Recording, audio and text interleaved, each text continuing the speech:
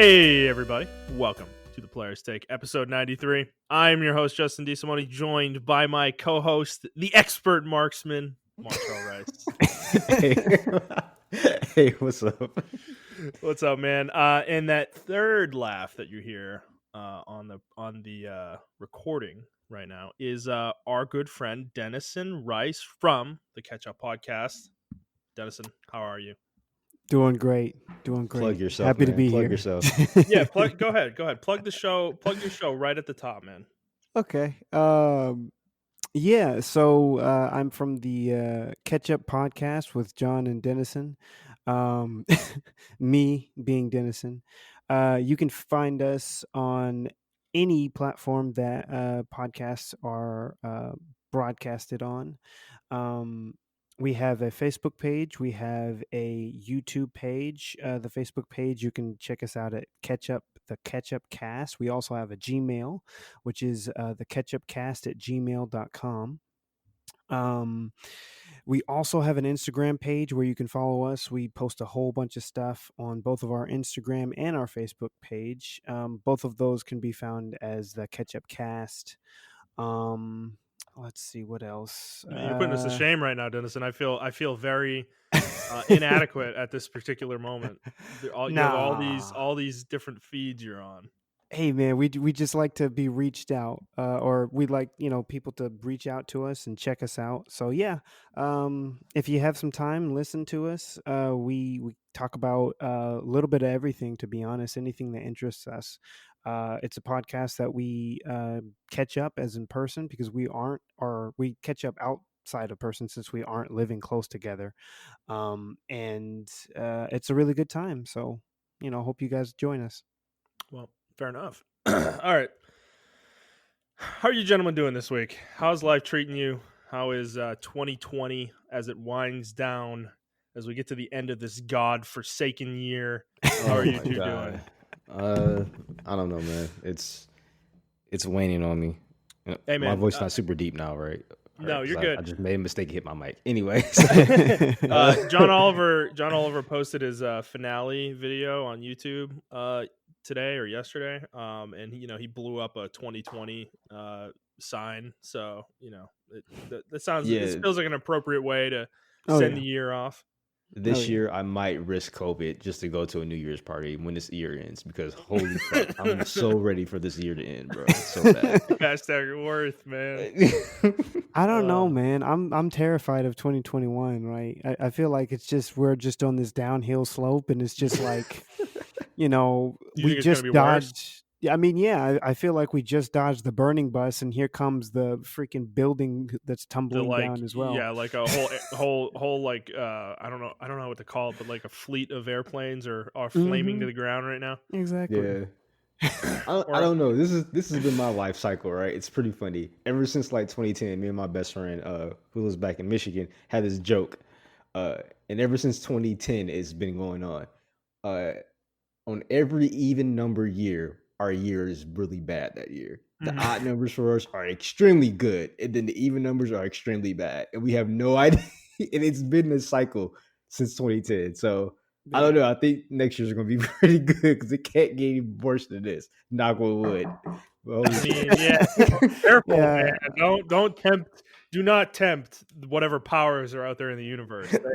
They will smite you down, as I've learned in fantasy football this year. Do not tempt the gods; they will respond. So, yeah, man. I mean, I'm with you guys. It's I'm ready for the year to end, but I am wary of next year. But things are looking better. I'd say.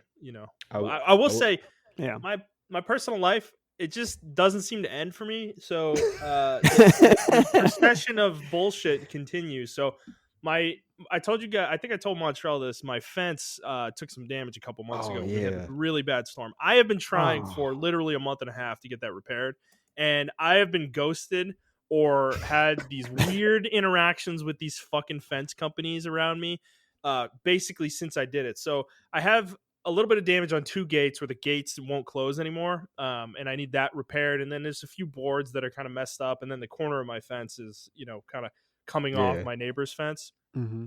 So that's not a lot of work that needs to be done. So that might explain why I've been ghosted by so many places. But first place I contact, I leave a voicemail with them. They never get back to me. Second place I contact quotes me $850 to replace both gates, even though I don't think that's necessary at all. So I just ignored them. Third place, never picked up. I called multiple times on multiple days, never picked up. Fourth place, I saw a guy fixing someone down the street's fence and their roof. So I decided one day, this was like 3 or 4 weeks ago, I just like literally got home, saw the guy working. I just literally walked across the street, went up to him and was like, hey man, I need some fence work done. My name's Justin, blah, blah, blah. Give me your business card. I text him, everything seems like it's going great. And then literally like 2 days later on like Saturday morning, this motherfucker contacts me and is like in text message. And he goes, I contact him and I'm like, hey, what's up, man? You haven't, sent anything back. Like, or do you have any availability next week? Whatever. And he texts me back, completely ignores my question. And he asks me if I am related to any other DeSimones in the area. And I'm like, what? What? That's weird. So, I brush it off and I go, no, haha, I know there's a few around here, blah, blah, blah. I'm like, when are you coming out to fix my fence next week? And then I never hear from the guy again. So I'm like, oh, okay, that was extremely strange. This was a person I literally met like in person, that did this. So I'm on my 5th one now, and they are finally like at least more reasonable. It did take them a little bit of time to get me a quote, but they're quoting me like $600 instead of $850. So okay, I'm so tired of this shit at this point that I am just going to do it. Like we're done. But on top of that, my wife had a fucking hole in one of her tires and had to get 2 tires replaced. So another $250 down the drain. 2020 hates my guts. My air conditioner died this year. I have spent so much money. I have spent so much money this year, and it is hurting my soul. Insane. Like our fucking washer and dryer are about to kick the bucket too. We just had to buy a couple of like new ones of those as well. It is just a procession of bullshit every week, man. Every week. Well, look at it like this. Next year, all your house appliances and everything are pristine. It'll all be up to date, right? Yeah, brand new, man. Look, man, if Denison's right and next year's going to be worse, I mean, I don't even want to. I'm not. You know what? I'm not tempting anything. I'm not tempting fate. Yeah, let's end on a positive note. I think everything's going to work out. But you know what's really weird? I want to talk about it. That contractor and your last name. Maybe he got wrapped up in the mafia and like he was worried. Yeah, but did he think? Did he think though? If let's say I was associated with someone in the mafia, with my last name, or I was part of the mafia, does he really think like asking me that question and then never getting back to me was going to be the right thing to do? Like if I was part of the mafia, I would have ordered a hit on him.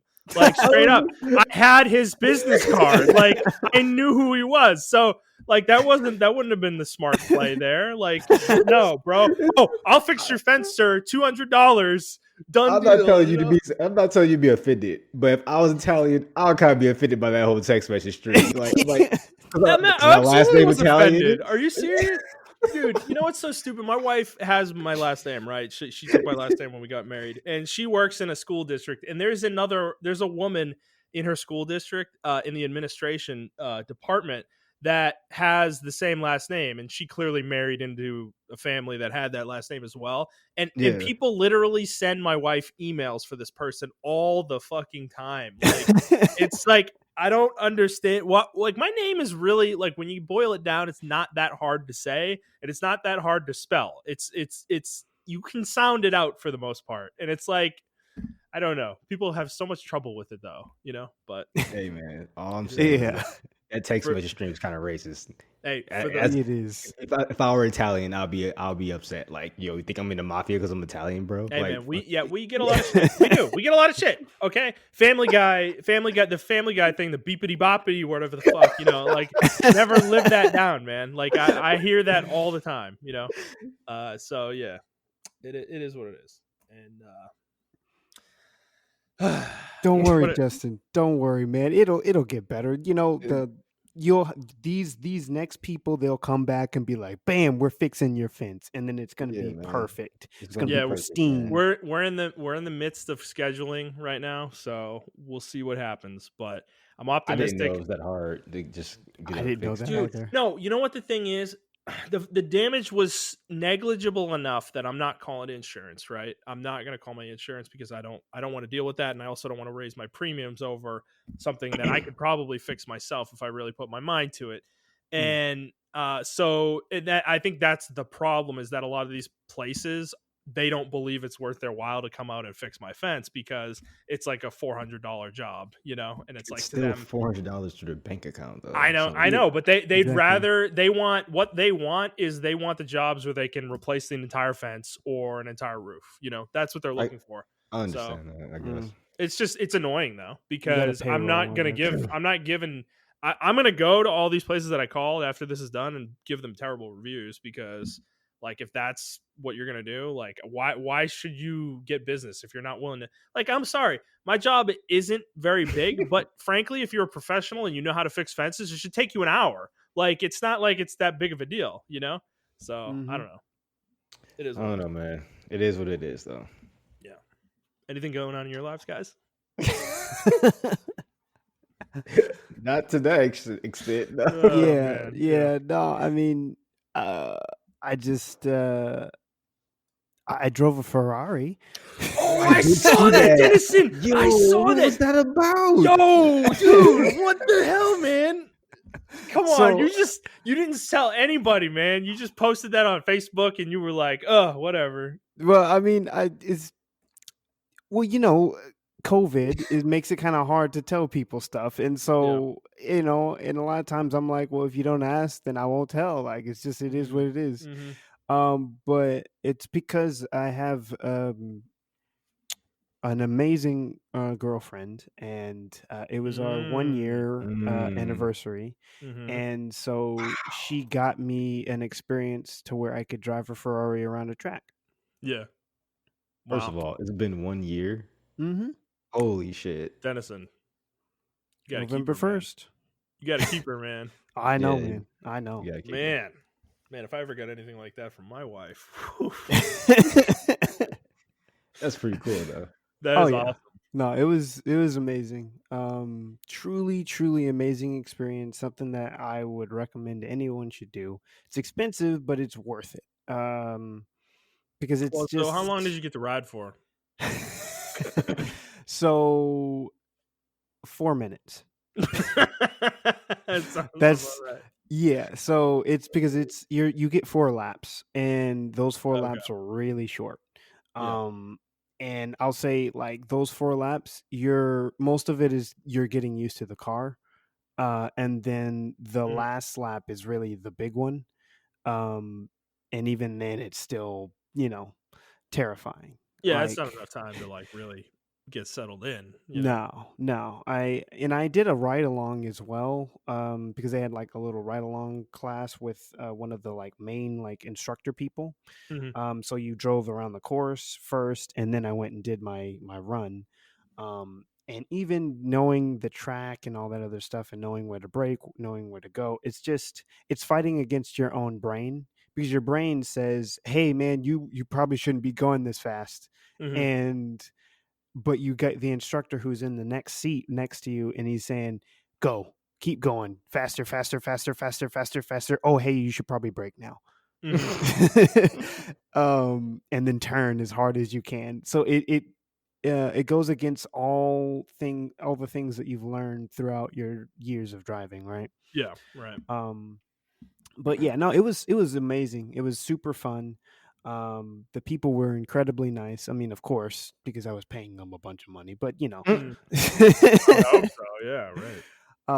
But yeah, no, I would recommend it to anybody. The place that I went to, I forgot what they're called, Extreme something. I know it's not great publicity for them, but they go to different tracks around the country.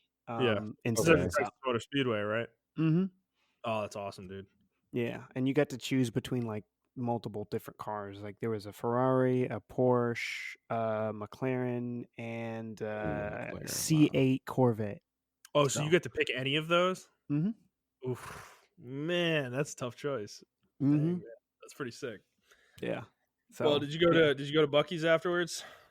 No, I was spent, man. I was ready to go. Yeah, I know. Buc-ee's will get you set up, man. They got plenty of food there. If you don't live in Texas and you don't know what Buc-ee's is amazing. It's the place. I didn't know what Buc-ee's was until I went down to Austin with Denison. Actually, Yep. Mm-hmm. I traveled to Austin before him, but it was with people from out of town. Like we all moved here and we moved to Austin. We went to Austin, so we didn't know about Buc-ee's. But I would travel to Austin with Denison, and he insisted on stopping at Buc-ee's, and it's a gas station. Mm-hmm. And I'm like, all right, it's a gas station, but this gas station is decked the fuck out, like crazy big, and the food's good. Yeah, they got clothes in there. Everything you want. They make fresh food constantly all day. Like it's like a mini Walmart / gas station. It's hard to describe, but you go in there, it is an experience. So and the best snacks ever. Yeah, if you want snacks, they got the best ones. They got them, man. They got the snacks. They also have perfectly clean bathrooms that they literally advertise more than their actual store. Like, but yeah, Buc-ee's is a special place. I was blown away by it because I had the same reaction you did, Montrell, when the one opened near the Motor Speedway a couple years ago. And Amanda wanted to take me there, and she was like, "Oh, let's go." And I was like, "What is it?" And she's like, "Oh, it's a gas station." And I'm like, "What?" Like, we're going to a gas station specifically, And then you walk in, and it's like, what the fuck is happening? Like, I don't know. So it's like taking a gas station to its final form. Like what any gas station probably could be, but if we had infinite land and infinite space, but I don't know, it is an experience. Like if you're ever in Texas in this area, I recommend checking it out. It's worth it. It's a nice stop in. They have a bunch of good stuff. But cool. Yeah. Anything else? Let's see. No, I think that was it. All right, fair enough. All right, that was the biggest highlight. We've been going long enough. So, for those of you who haven't listened before, this is our weekly show where we talk about video games, video game news, and other topics pertaining to video games. We post at 6 a.m. Central Time on Fridays on Apple Podcasts, Google Podcasts, Stitcher, Spotify, and your favorite podcast app of choice. Let us do something a little different this week. PS5 came out last week, so we're going to kind of have a little bit of a special show here. We're not going to do the normal segments as they usually stand. So we're going to jump right in. All three of us have PS5. Oh, actually, let me explain. I forgot. Yeah, honestly, last week I was saying it wasn't showing up till the 27th, so let me explain that real quick. Sam's Club put me through a fucking roller coaster in the last 4 or 5 days. So they sent me an email last week saying that the console's been delayed. I'm not going to get it till the 27th, right? I'm pissed, right? I said it on the podcast last week. Explained it. Yep. So then, launch day comes. Wednesday night into Thursday morning, I was online like every motherfucker out there trying to get into the PS5 because I wanted one to talk about on the show. I just wanted one in general. I wanted it sooner than the 27th, right? Yeah. So I was like, on Newegg, Sam's, all these fucking places trying to get a PlayStation 5, Target, everyone else, at midnight on Thursday, and I couldn't get one. I actually had it in cart twice. And it went out of stock while I was in cart, both places. The one that really got me, though, was the PlayStation Direct store because I was in a queue for an hour and a half. I got in there. They still had stock. I put it in cart. And as I'm putting my credit card number in, I hit enter and it says, it doesn't say out of stock. It gives you that bullshit like, oh, your card had an issue. And I'm like, what? I didn't enter it wrong. So I look back and I didn't enter it wrong, and it turns out they had run out of stock right as I was typing my information in. And they had stock for about 2 hours as well up to that point. So I was bummed about that one because I almost had that one. So, I was like, okay, fuck it. I'm not going to get it till the 27th. I just accepted it at that point. So Friday comes around. I'm, go through my work day, blah, blah, blah. I get home and then my wife tells me, hey, I just got an email from Sam's that your thing is shipped and it's going to get here on next Wednesday. And I'm like, wait, what? I was like, okay, I guess I'll take it. I'm not gonna say no. And then all of a sudden, I didn't think about it. I'm like, oh, whatever. It'll be here Wednesday. I just accepted that. Same thing. Sunday, I'm watching football, and this thing just fucking gets delivered in front of my house. Like, my wife says, "Oh, your package got delivered." I'm like, what? So yeah, I bring it upstairs, and shit, it's my PlayStation 5. So like Sam's, I don't know what happened with them, like behind the scenes. I'm actually very curious because how did it go from I'm not getting it until the 27th to it's shipped to it's at my house 3 days faster than you said it was going to be here? I'm like, I don't. Like, so interesting enough that kind of story happened with me in GameStop. And I feel bad for one of my friends because he actually paid extra for overnight shipping. And I didn't. I was just like, whatever. When it gets here, That sucks. So I was supposed to get it on the 15th, which is Sunday, I believe. Yeah, that was a Sunday. I was supposed to get it on that Sunday. I got an email saying, hey, your package has been sent. And I got a text message because I'm just a fucking crazy person like that. It was like, hey, your package has been sent. So I was like, what? I thought it was like something like a part I may have ordered from like, one of my guns or something. So I'm like, maybe it's a part I ordered or something like that. But I usually don't put that to like my text message because I don't really fucking care about that shit. Like it gets there when it gets there. So it's like, and yeah, it's my PlayStation. So I'm like, fuck, I'm not going to be there to sign it because FedEx is like, hey, you got to sign it and, so we can give it to you. And I'm like, holy shit. So I changed it. Like, luckily I got it right when it shipped because I changed it to ship to the FedEx office and I picked it up from there when I got off of work. But yeah, that was an adventure because my estimated delivery date on GameStop's website and on the FedEx website before it automatically updated was like 15th. That's when you're getting your PlayStation. And I'm like, all right, cool. Yep. So yeah, Denison, what's your story, man? How did you get it? It's funny because we've all had like different experiences, and my experience was probably the more interesting. Well, I don't know. All of them were different. So DJ technically, had a crazy time getting your shit. Yeah, I know. So, I whenever the pre-orders happened, right, I sucked, and so I did not get a PlayStation pre-order. Happily, our friend DJ was able to get 2, or he bought 2. And so Montrell told me that, hey, DJ's got 2. So I was like, all right, cool. Let me just text him and see what happens. And then ended up buying off of him. And so I was like, okay, well, I don't know how this is going to all work, but we'll just wait for it. So what was it, the day before? Or no, it was, I checked in with DJ the week of, and he's like, yeah, no, it just says preparing to ship. Like, I don't know what's going on. Same, yeah. And then I checked in the day before, I think, and I was like, is it what's going on? Is it still preparing? He's like, yeah, man, it's still there. And then I think it was the day of, it's like, oh yeah, it shipped and it's coming today. That's literally the same. No, that's literally the same thing that happened because you got it from GameStop too, right? Yep. So funny, yeah, man. that's literally the same thing that happened to me. It was like preparing to ship, shipped, and then delivered. I'm like, what's going on?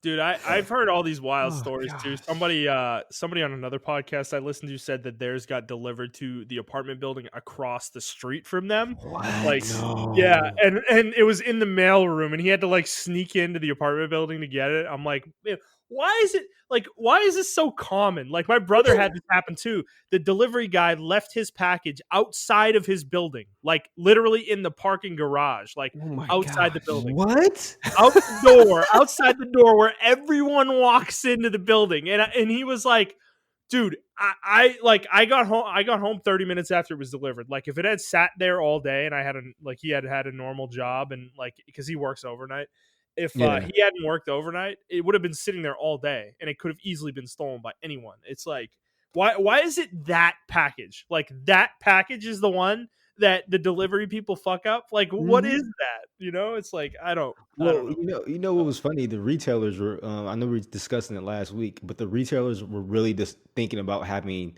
like PlayStation on the box or some shit like that. It was. Oh It my was Oh god. weird. gosh, that would have Oh been yeah, bad. Target had it listed that it wasn't going to ship in another box. Like it was going to come in Yeah, the box that the console comes in, and it was like, dude, no, please no. They did confirm they weren't doing that, but yeah. it's like, Because man, my friend was really worried about that, and the same thing actually happened to him as well. He was flipping out because he has like a house, but the way his house is set up is kind of weird. But it's not that weird. It's just you can still see his fucking front door right there. But like, uh, it was just like a series of unfortunate events that happened. So he got the delivery email. He's like, "All right, I'm going home." The same day, his wife was buying a car, so he's like, "Oh fuck, I gotta take my wife to go get a fucking car. My PlayStation 5 coming out." So that happened, and then he's like, "Oh, I got the delivery email." So he checks his house because he has like the webcam set up. I don't know if he has Ring or somebody else. The Yeah. camera goes out. Oh, Like he was like, I just checked it 5 minutes before. He's like, Montrell, I checked it 5 minutes before I left, and that shit was working. Now the camera's not working. What the fuck is going on? And I'm like, bro, I don't even know. So he's like, so he gets home. He's like, my package isn't here. He's pissed. He's fuming. Like he's going off in the group chat. Like all of us are trying to calm him down. And then he's like, oh, I found it on the side of the house. Why are you placing stuff on the side? He's like, they never do this. They never do this. yeah. Why? Yeah, why is this happening? I mean, maybe they know. Maybe the delivery companies are like, "Hey, we're going to be handling PS5s. Don't put them in obvious places." And it's like, They're don't leaving put in them in parking unobvious garages? places either, dude. Like, we need to find them. You know, like shit. It's like I they don't didn't know. really think at The all. retailers were I can't even blame this one on Sony, like or Xbox. Oh, The retailers were definitely not. absolutely fucking horrendous. Yeah. Another thing that retailers need to go forward doing, and I know people were saying, like I discussed this on Twitter, and the guy I was talking to, he made a good point saying, like, you know, they make money either way, so it's really not their top priority. But I think they should put some kind of anti-bot, like, you know, like, which I fucking hate, but those verify that you're not a bot to recapture. Hit the hit the five yellow buses you see, and I'm like, bro, I hit all five of them. Then they got like a little 6th one way out in the corner there, and you're like, is that one or not? And you hit it, it's like, no, you gotta start over again. It's like, oh, okay.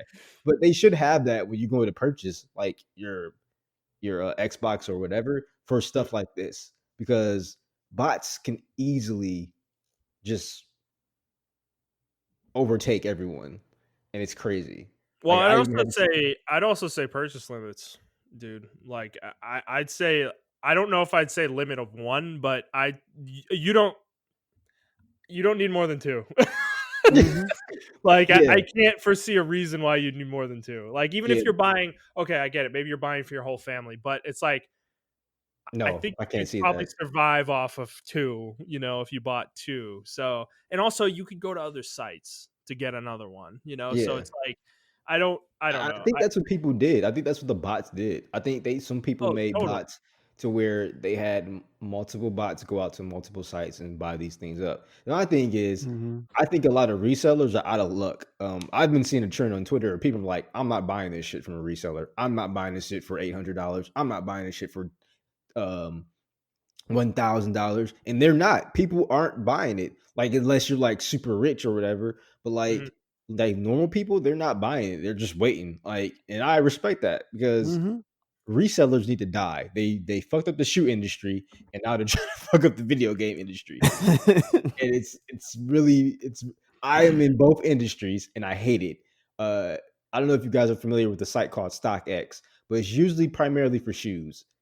There were PS5s on that site. Oh my gosh. And it's primarily for shoes. That's like crazy, man. That's a reseller site for shoes. I usually go there if I want to buy some Jordans I missed out on, and I can probably get them for like maybe I don't usually go above $250 for a pair of shoes. Like the retailer price for a pair of shoes is like $200. I will go maybe $250. If I really want it, $275. Yeah. But that's it.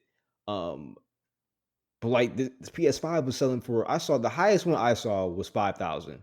Somebody was selling PS5. Oh, dude, no. I'm okay. So I'm That's on insane. eBay. I'm on eBay right now. This has gotten way more heinous than that. PlayStation 5 disc version Ultimate Bundle, $63,900. Are you serious? Wait, what? It's like an active bid?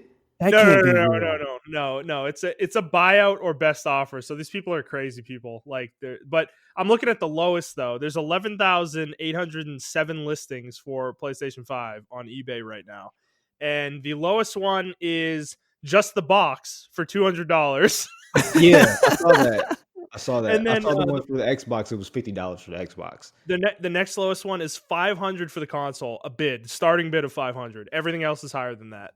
Bids or buyouts otherwise. So yeah, it's crazy out there, man. I don't like this whole situation has been really like just unfortunate in my opinion, because like I don't really put, like you said, I don't put the blame on Sony and Xbox. I am sure they have tried to make as much stock as they absolutely possibly could for these things. Like they know they are going to sell out no matter how much they make for the next like 6 months, and so they want to make as many as they can to make as much money as they can. But it's really the retailers that totally botch this. And it's, dude, like I said, I was up on launch night trying to get one of these, and the only place that was remotely reasonable was PlayStation Direct, their website, because they had a queue. And you couldn't get in. And the thing is, like I said, it was up for 2 hours, so you had a realistic shot. Like I got into the queue at 10:30 local, and the console went live for sale on their site at 11. I didn't get in until 12:30 or like 12:45, and they were still in stock at that point. I just missed the window, like when I got in there. So, their system seemed to work the best. Yeah. Go ahead, Montrell. No, I'm sorry. You can keep going. Yeah, and I just want to talk about like Target. Like Target was a fucking nightmare, dude, because what they did was they didn't say when they were going live on anywhere, and they posted their stock per store. So you had to locally pick a store that had stock and buy it that way. So if you were in a high volume area that people wanted it really quickly, you were out of luck. But the thing is, the fucked up part about it is that the stock went live at about 12:50 on launch night, and it was instantly out of stock. And we were all just like, what the fuck? What happened? Did they like fucking pre-cum and like do it prematurely? Like, because it went up for like 5 seconds and then went down. Everything was out of stock, every store. None of us, we were all just like, there's no way they ran out of stock this quick, because some stores had like 40 consoles listed. So there was a lot of stock floating around at Target. And what happened was I woke up the next morning and checked. They went live at like 3:50 a.m. And I'm just like, can we stop with this shit? Like, why are we posting this stuff at fucking 4 a.m. when all the people who actually have jobs and shit are like, sleeping so they can go to work the next day? It's like the thing. Walmart did it the best. They had 4 windows. You could get it noon, 3, 6, and 9 Eastern time on launch day, and they had a certain allocation of stock. They didn't have much. It was gone quickly, but at least they announced the time and it actually went live at those times. So, see, I was gonna say I'm on the opposite end of that spectrum. I don't think I like when they just drop the times, maybe like through a tweet or something like that. The reason I say that is because just to combat the fucking bots. I feel like when you have like Target, that window for Target works theoretically, but you set up your bots for that time and you set them up to attack at 1, 5, 12, and 9 or whatever the times were. Yeah. You set them up to attack that time. Whereas with Target, I can't set up a bot to do all that. Like, unless I know from insider knowledge that the bot needs to, go to this store and then do this and then do that. Like that has to be like insider knowledge. But besides that, I can't set my bot up to automatically do that. So I actually like that. But it, like you said, that's really bad because people have jobs, and people who actually want to buy the console, they can't buy it. So, I mean, the only logical solution is the captcha. Like that's you have to put that caption in there to combat the bots. Like that's it. And purchase limits. And purchase limits. Exactly. Yeah, that'd be the only other way. Yeah. Yeah. Because or you could do also like a hybrid of how PlayStation did it and how Target did it. Yeah, Q. Like that's because they do that now for Nike. Nike does Qs. They're like, hey, if you get in the queue, you get the shoe. But to combat the bots. So it's like you get the queue, you get the shoe. Bars. Hell yeah. But it's like I don't know. I was really upset by that. I feel like even their tech department should have, like, they're not stupid. I'm pretty sure there's people high up and like, yo, can we please put bots in place like for these? I don't know. It just seems like it's very counterproductive and anti-consumer. If you want to make money, to have these bots like infiltrate your site and just take all the fucking stock, because it's like I don't know. I mean, it's not to that in good person's faith. point though, that said to you, like, what do they care though? Like, am I gonna boycott Target because they did this poorly? No. I mean, is anyone realistically doing that? No. So there's no impetus on the companies to make this better, really. And I don't know. I mean, if this keeps happening like this, because this happened with the NVIDIA launch, I think even the AMD CPU launch wasn't really great. And I don't know if the video cards have come out for AMD yet, but that's probably going to be a shit show too. So these like electronics right now are just the hot items, and there's not enough stock of any of them for the demand to fill the demand. So it's just, I don't know. It's a weird problem that I don't know if there's one solution that works for every site, or every company, but I wish they would try to do a little better. I mean, at least Walmart, like I said, Walmart did. PlayStation was pretty good. Amazon is the fucking worst. They're terrible. Say nothing, and then they just fucking drop it like 22 hours after the console goes live, and it's just Wild West. Like, woo! Amazon's live. It's fucking ridiculous, man. Like, I was relying on text messages from my brother, like Twitter, to see when Amazon was going live, because they don't say shit. They just drop the stock and that's it. You're done. And if you get the dog, it's over. Yep. Oh, the dog. Yeah, the dog, man. You don't want the dog. The Amazon dog. It's over. It's jeez. I didn't even try with Amazon. I was surprised on launch or reveal night that I was able to get into GameStop, but luckily, like a lot of people gave up on GameStop, so that's why I think I was able to get it so fast. Yeah.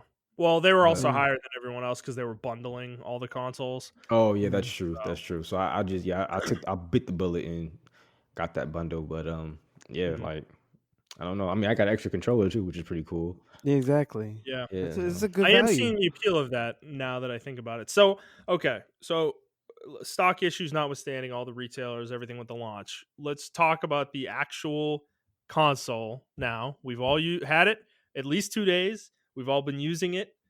How do you guys, what's your overall, just give me your like high level kind of impressions and feelings on this thing so far?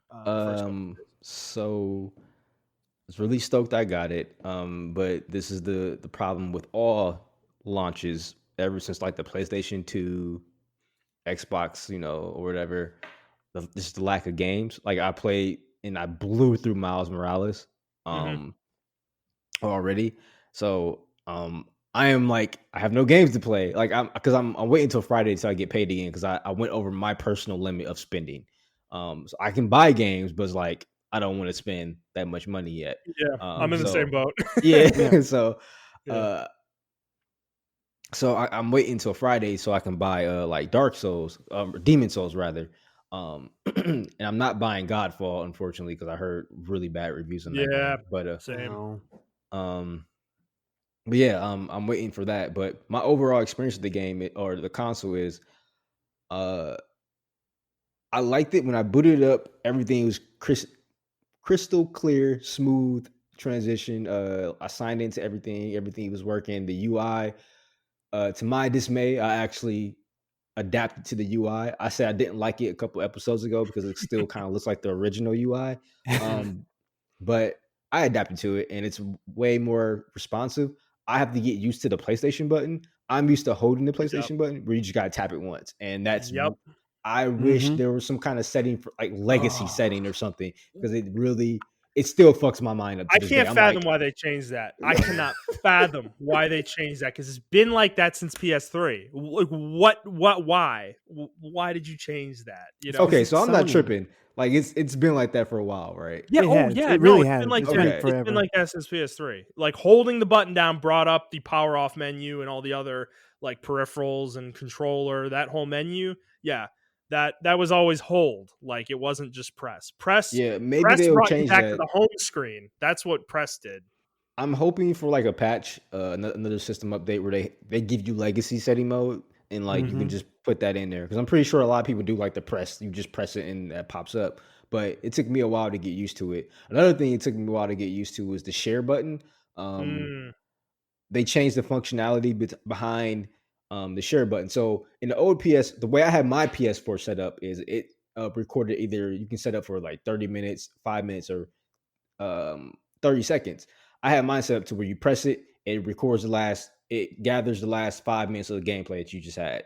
Now it took me a while to understand that I had to double press it to do that functionality. Because before I was just like, oh, I'm about to do something cool. Then I will press the share button, record it, and then do the cool thing I wanted to do.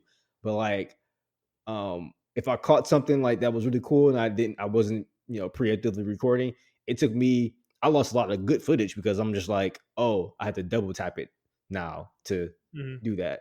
The other functionality, I think and you press it now to take a snapshot, which I kind of like and I don't like. I wish it was more like the PS4 where you just press it and you got the option to just like take the snapshot or use the last 5 minutes of gameplay or 30, however you got it set up.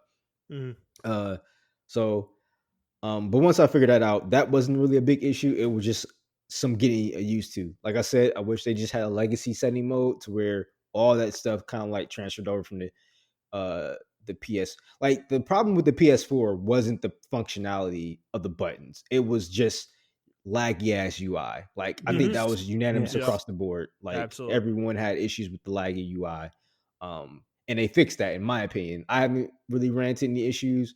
I did go to the store a couple of times. I mean, it's a console store.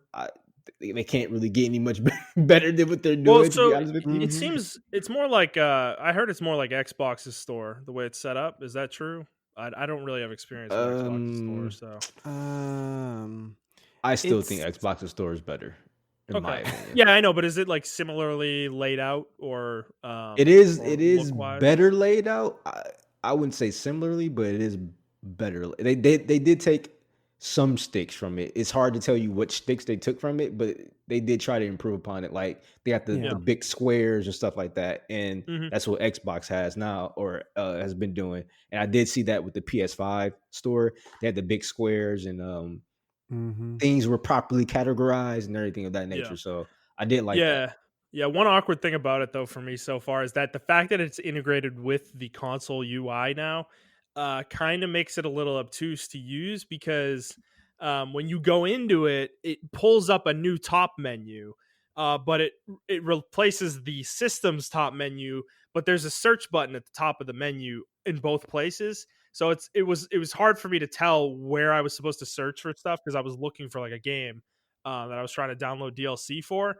And like I was using the system menu at first, like I went up too far and I ended up going to the system menu search and like I was like, what? Like it's not a smooth transition. Like it's not clear. There's not a clear delineation between the two, in my opinion. What about you, Denison? Yeah, Denison, how was your boot up experience? Amazing, but terrifying at the same time. So, So, I got my PlayStation 5 and, I told you guys, I was like, hey, I got it finally. And then Montrell throws out like, a whole bunch of stuff. Oh my God. I'm sorry. Yeah. Well, Snake sent that to us. Yeah. He terrified me. So I was like, well, I guess I'll just eventually turn this on. And so you just let it sit there for a day, like in the media center, just doing nothing. I mean, I waited till like 12 at night. And then I was like, all right, let's just do this. Let's just bite the bullet. Let's do it. Sleep. And so, I went through everything. I I didn't plug it into anything. It's only got power. It's only got wireless, and I started playing. I actually, sorry, I was waiting on Miles Morales, and so this is annoying. This is an annoying experience that I only figured out is that they have the disk drive stupid. Oh my! It's not correct. It's I hate just the disc drive. it's just not right. You have to put the discs in upside down. You do. Upside down, facing. So the key art on the disc has to face the interior of the console when you put it in the disc drive. Whose idea was that? Why? It's so no dumb. console has ever done this. No console has ever done this ever. And I put the disc in, right? And I'm like, I put in my group chat. Before I even put it in my group chat, Miles Morales isn't loading. DJ sends me a text and is like, yo, put it in backwards. And I'm like, or upside down. I'm like, what? He's like, just trust me. And I did it and it worked. And I'm like, are you, what? yeah. No, that was the same experience because I was going through the stupid setup, right? And it said put a disc in if you have some so it can load in the back. And I put that thing in, and then I got through everything, and I was like, is something broken or what's going on? And I noticed that it was the way it was sounding was not normal. Like I was like, the disk drive's not doing its job or something. I was like, great, it's broken. Everything's broke. I can't do anything. Denison panicked. And I ejected. I was like, you know what? Maybe I'm just stupid. And I turned it around, put it in. And it's like, oh, it works now. This is stupid. So that was annoying, right? And then while it was loading or copying the game, I played the Astros Playroom or whatever. And so I played it. I was like, oh man, this is kind of cool. You know, I'm getting used to the controller, all that good stuff. And then the game froze. It froze when it's really annoying. So I was playing, right? And I was like, man, this is cool. And then it instantly it said like Miles Morales is done. It's finished updating or finished copying or whatever, installing. And it froze. And I was like, oh no, please don't let this happen. I just can't do this. And I was like, it doesn't make any sense. There's a disc in here. This game is already preloaded, so this shouldn't happen. And so I waited. You know, I waited. I was like, you know what? It'll fix itself. I just pray it will. And it did for 5 minutes, and then it froze again. And it froze again, and I waited 10 minutes after that, and I had to forcibly turn it off. I had to hold the power button down, and then it did its beeps, you know, because it got mad at me because it's like, hey man, you can't do that. That's the worst feeling though. And I sent you that text message. I know you were you were like sweating. He was that picture of oh my god, what's his name? Is it Jordan Peele? Yeah. Jordan Like Peele? sweating profusely. It was terrifying. You were in a bomb suit, and you were like, which wire is it? Is it the red or the blue wire? Exactly. And it's just like, I was like, I don't know what to do. I just have to turn it off. So it finally turned off because I was actually terrified that I thought it was so frozen that I was going to have to pull the cord. Yeah. So I was like, this is even worse. And so it finally turned off. I was like, all right, we're good. I turned it back on. It did all of its beeps or whatever like that. And then it had the repair screen where it's like repairing drive. And I was like, oh no, here we go. No. It's broke. It's bricked. I didn't do anything. It's not my fault. It finished and then it loaded back up again. And then it said, hey, next time, don't turn it off the wrong way. And I was like, it's not my fault. Like, reprimanded you. Yeah. That's bad, Denison. After that, though, it's been great. It's been amazing. But that has forever scarred me. That's funny. I don't load games anymore while I have a game playing. Like I just don't do that. You're supposed to be able anymore. to do though. Like you're supposed to be able. Man, okay. I can't do it. I'm terrified, man. It's gonna break on me. So I've heard a similar thing from my brother actually because he got his as well, and he said that anytime he's downloading anything so far on the console, his console basically freezes, and he can't do anything. And the game doesn't download. It like his download speed goes down to like nothing, and the game or whatever he's downloading just basically bricks his console. Like he can't use it. So he had to like force close it out as well, like shut it down to get it to fix.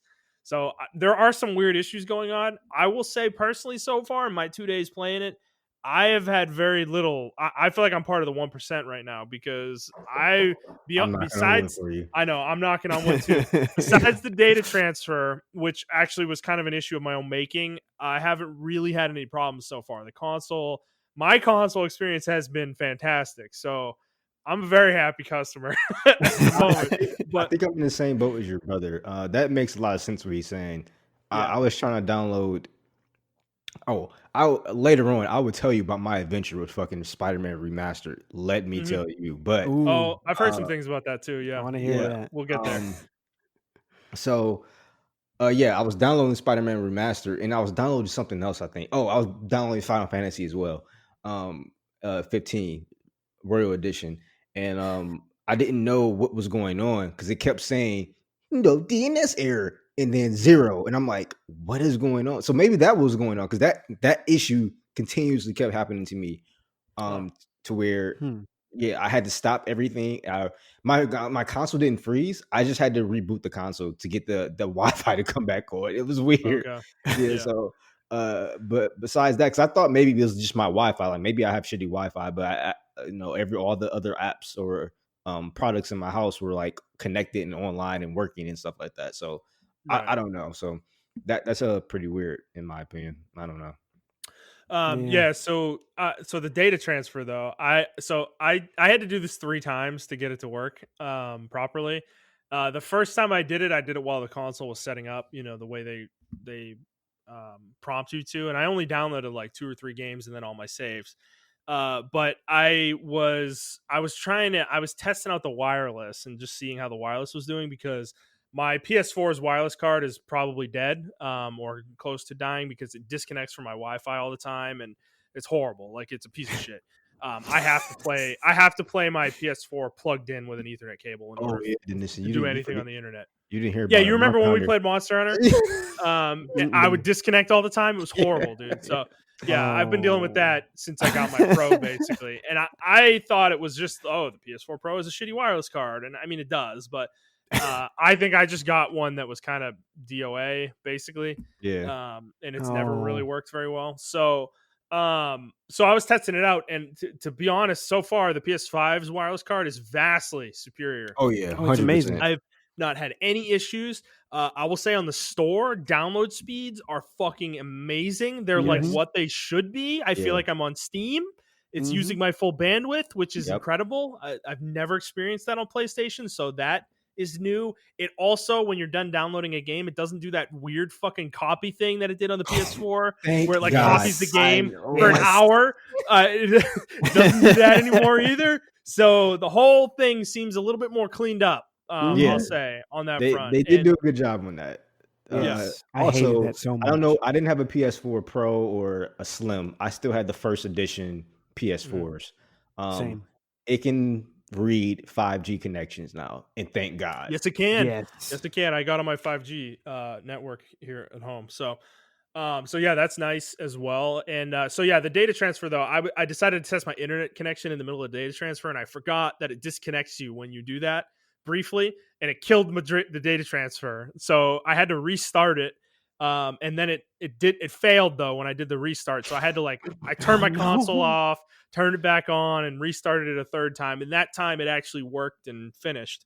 But I will say to any of you who don't have the console yet and haven't set it up, just don't even bother with the data transfer. Just do your saves and that's it. Don't do any games. Just download them off PSN. They will be faster than doing them over your network, probably. Like that is because what happened was I did Civ 6 and Genshin Impact.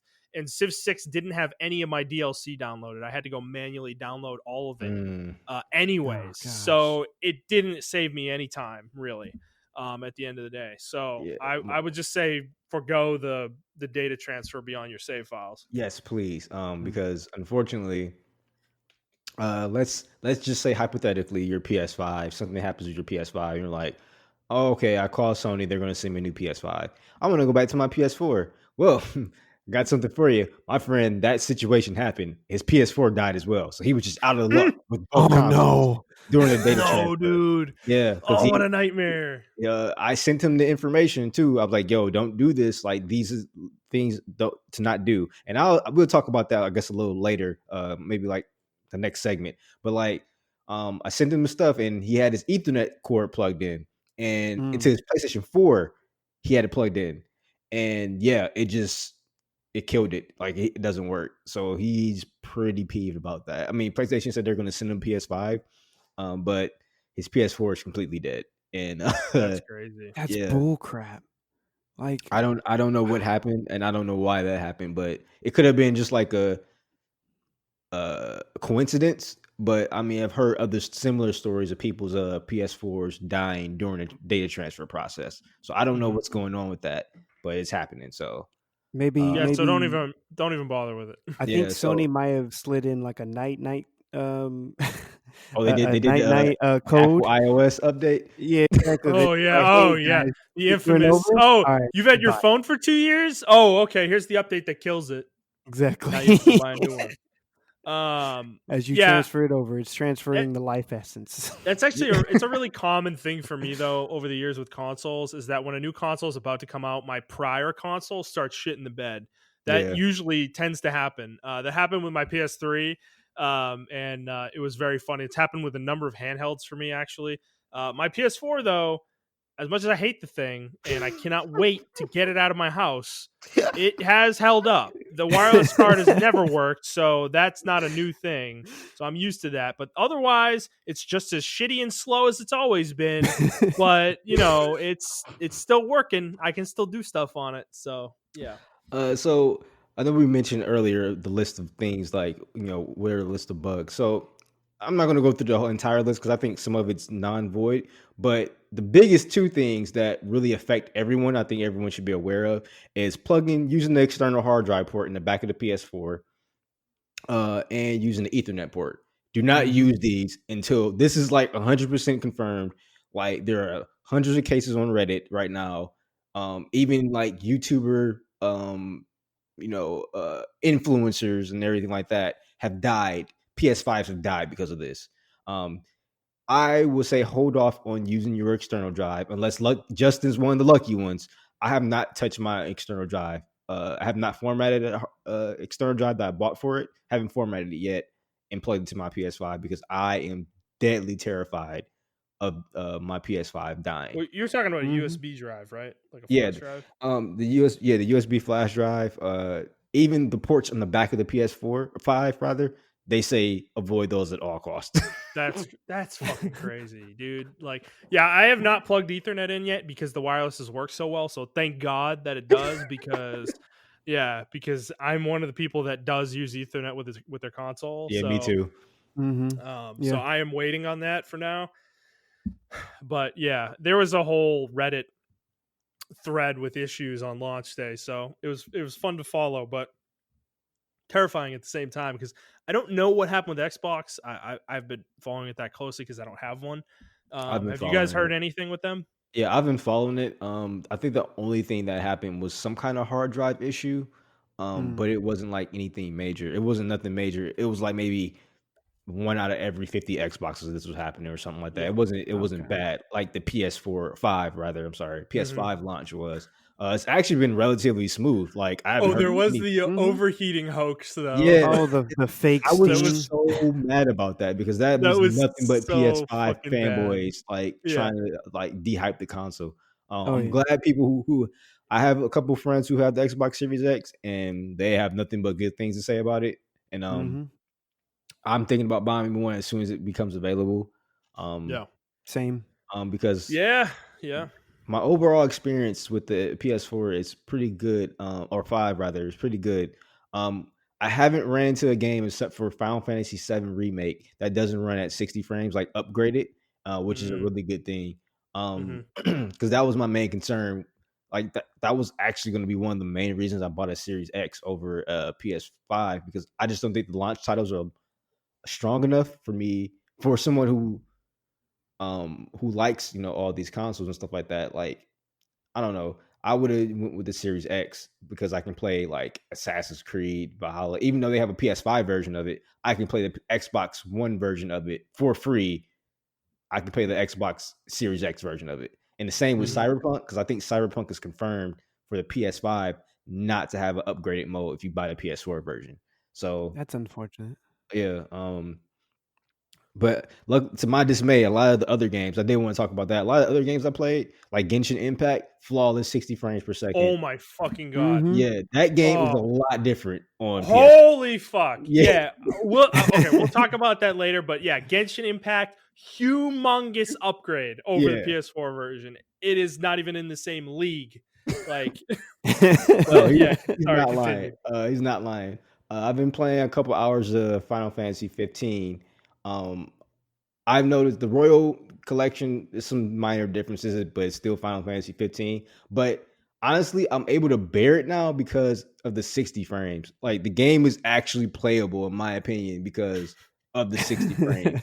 Everything looks really gorgeous when I'm fighting. I finally see what the fanboys see in it now when they're like, "Oh man, this game is just fucking gorgeous," and I'm like, now I can see it. Now I can stand over this game. But like, I can't yet because I haven't played all of it yet. But a lot of the other games I've been like God of War, like all these games at 60 frames, man. Like, it's a different experience. I played God of War. I gotta try that. Yeah, I actually did this. I don't know if you did this. You're pretty preemptive like me too, Justin. I saved points to where if I saw like a really good battle I wanted to refight, I would save a point right before a good boss battle. Yeah, you have like an extra save. In the last Bolter fight, when they're doing all that cool shit with the arrows and Kratos is fighting, it looks so good at 60. Yeah. Oh man, dude. Okay, was Sekiro 60 frames on PS4 or no? Yes. Was it? No, it was 30 frames. 30 frames. I almost want to boot that game up and just to see kind of how it plays and feels. Because dude, I forgot, and I say this as a PC gamer, so I do experience over 60 frames plenty of the time when I'm playing games.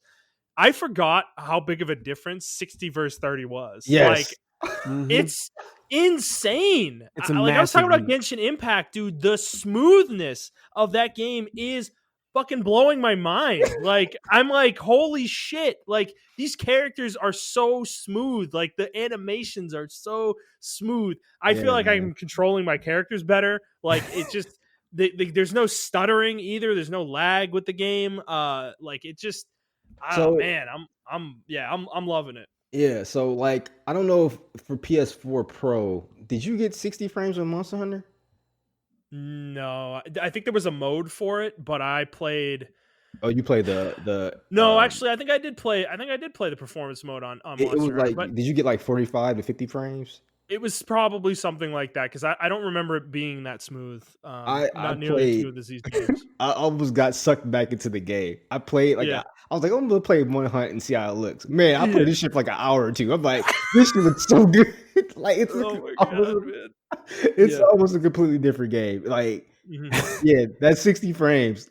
I know, and I'm a PC gamer too, so I'm used to seeing stuff in 60 frames. But it's like the games that I prefer to play on console, like, I just get used to it, and I'm like, I'm used to it 30 frames, and then now I'm playing and then you got games like God of War that never come to PC, so it's like when you play it, you're like, holy shit, this is 60 frames. This looks fucking awesome. Like, it's amazing. Yeah. Well, dude, I have a 4K HDR enabled television as well, so like the jump from PS4 Pro to PS5 is just like.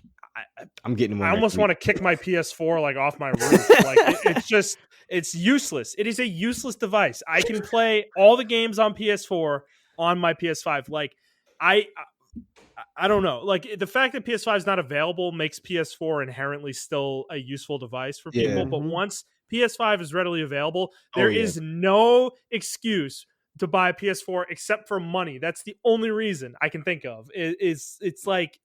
Dude, but the difference in price will be so worth it with the PS5. It's crazy. I see a lot of people complaining about the price still, but trust me, when you're playing Bloodborne, because I did that too. I tested Bloodborne. When you're playing Bloodborne at 60 frames per second, it was already smooth at 30 frames. It's even better with the upgrade. And bro, I just don't understand what to tell. Like, I don't know. How you feel about it, Denison?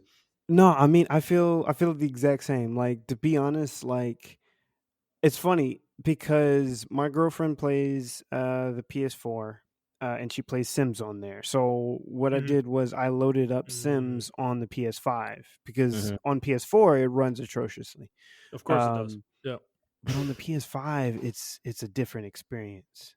Like, I can't go back. Yeah. I can't go back, to be honest, with anything. None of us will. on the PS4, which is sad because I still like my PS4, but it's just like there's no point. Like, things load faster. Things are smoother, things look better. Like, it's just everything is just better. And I've never experienced this. That's the thing, I guess. I've never experienced this so much. By the way, we're all PC gamers on this podcast. All of us have homemade. Well, so there's something PCs. I do want to talk about that a little bit. Sorry, go ahead. Finish your thought, Denison. I don't want to cut you off. No worries. Bad. I mean, I guess it's just I don't think I've felt this since, like, maybe the jump between PlayStation 2 or probably PlayStation 1 to 2. PlayStation to 2, yeah, right. Yeah, right. Yeah. That's probably what I would do. That was probably the biggest jump for me. But otherwise, we didn't feel this jump. We didn't feel this jump when we went from 360 to Xbox One to 3 to 4. I didn't feel this. I'd say even 2 to 3, PlayStation 2 to 3 was a big jump as well. I think the jump from 3 to 4 was probably the weakest one we've ever had. Yeah. Like, I don't know, man. Like, that SSD, like, because someone asked me, like, what's the difference? Like, I don't see the big difference. Oh my God, this is what happened. Diana was watching me play Spider-Man, Miles Morales, right? And it, I had to remember she don't play video games.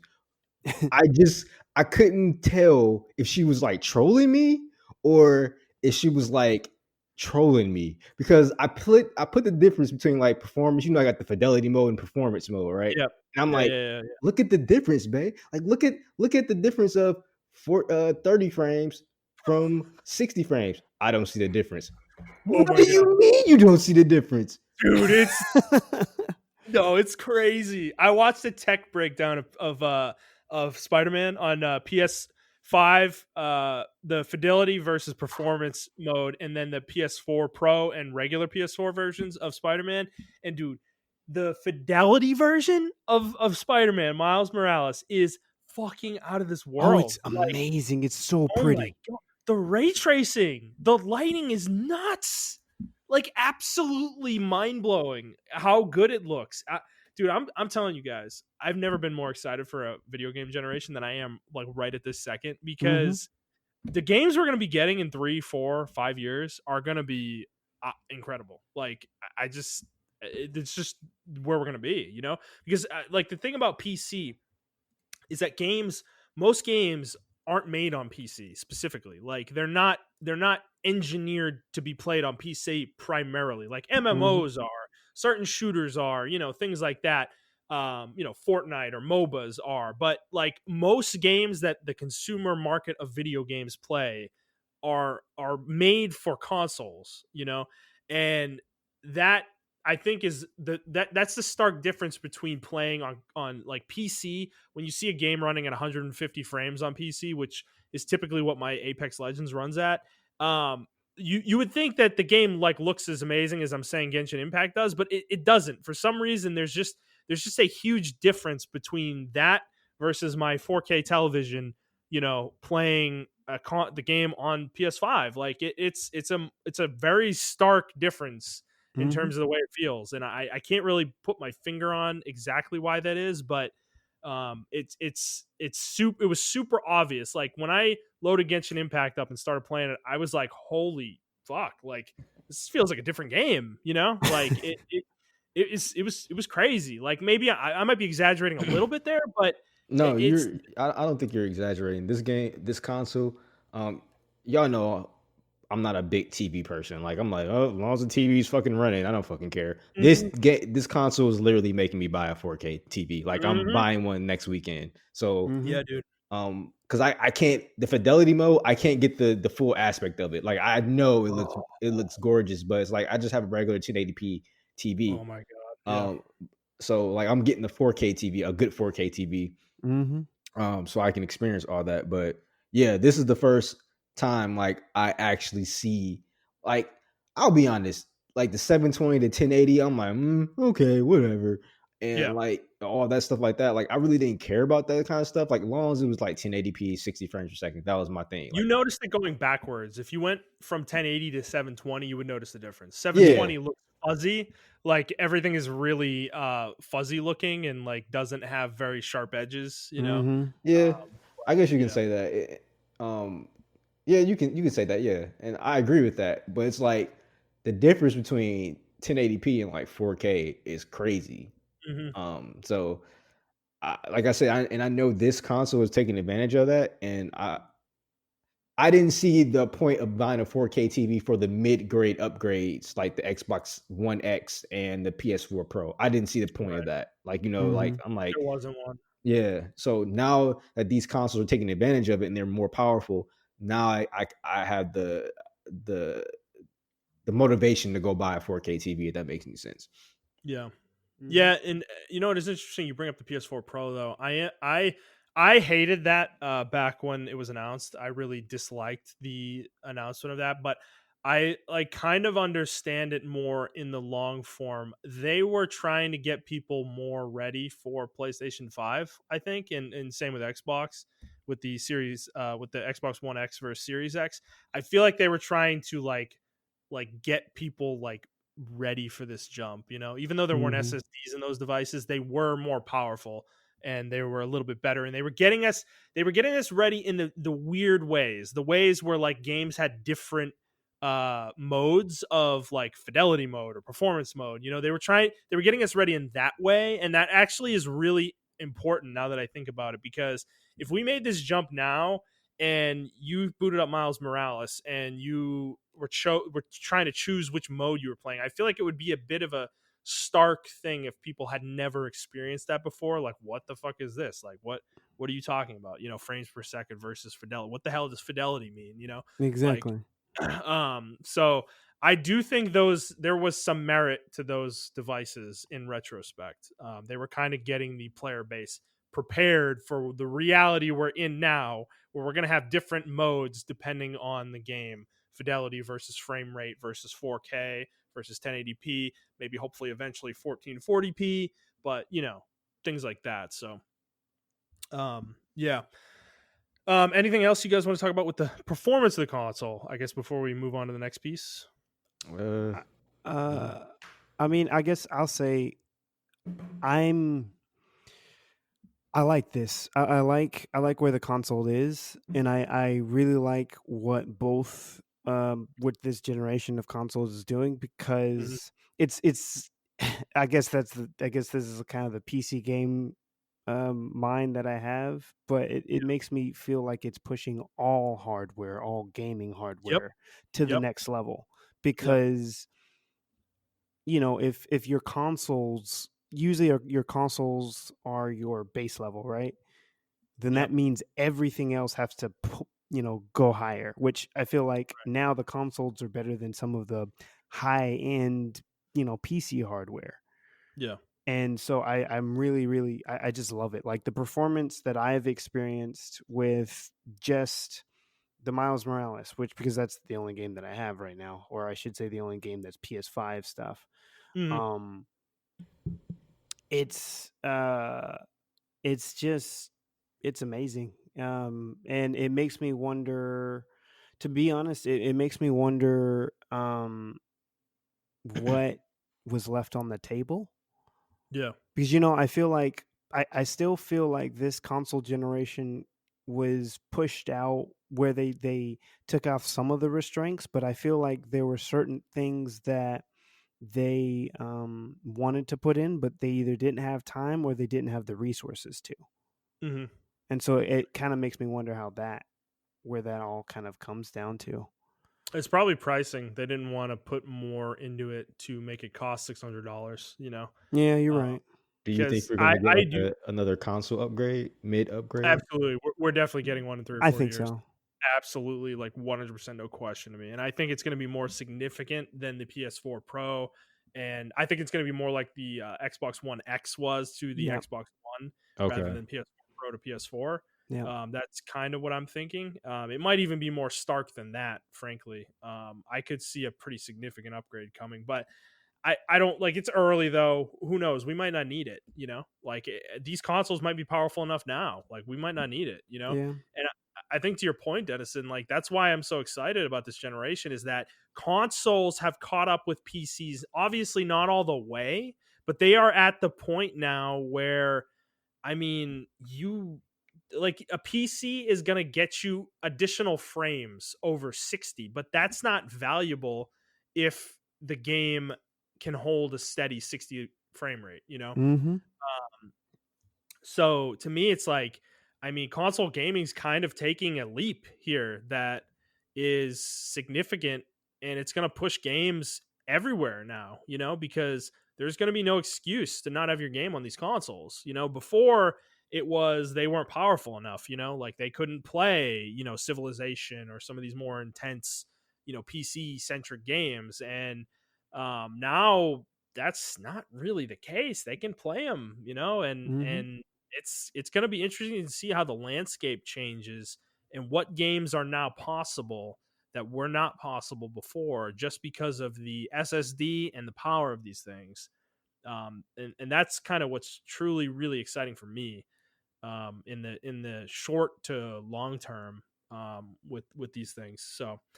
Um, so I guess we got a couple more things I want to talk about with this console. Obviously, we talked about the overall experience, the UI, the store, all this stuff. But what do you guys think of the DualSense so far using it, the new controller? Hands down, coming from Xbox person, hands down the best controller that PlayStation has ever made. Like, Absolutely. I agree with that. I for a long time, and a lot of people disagree with me.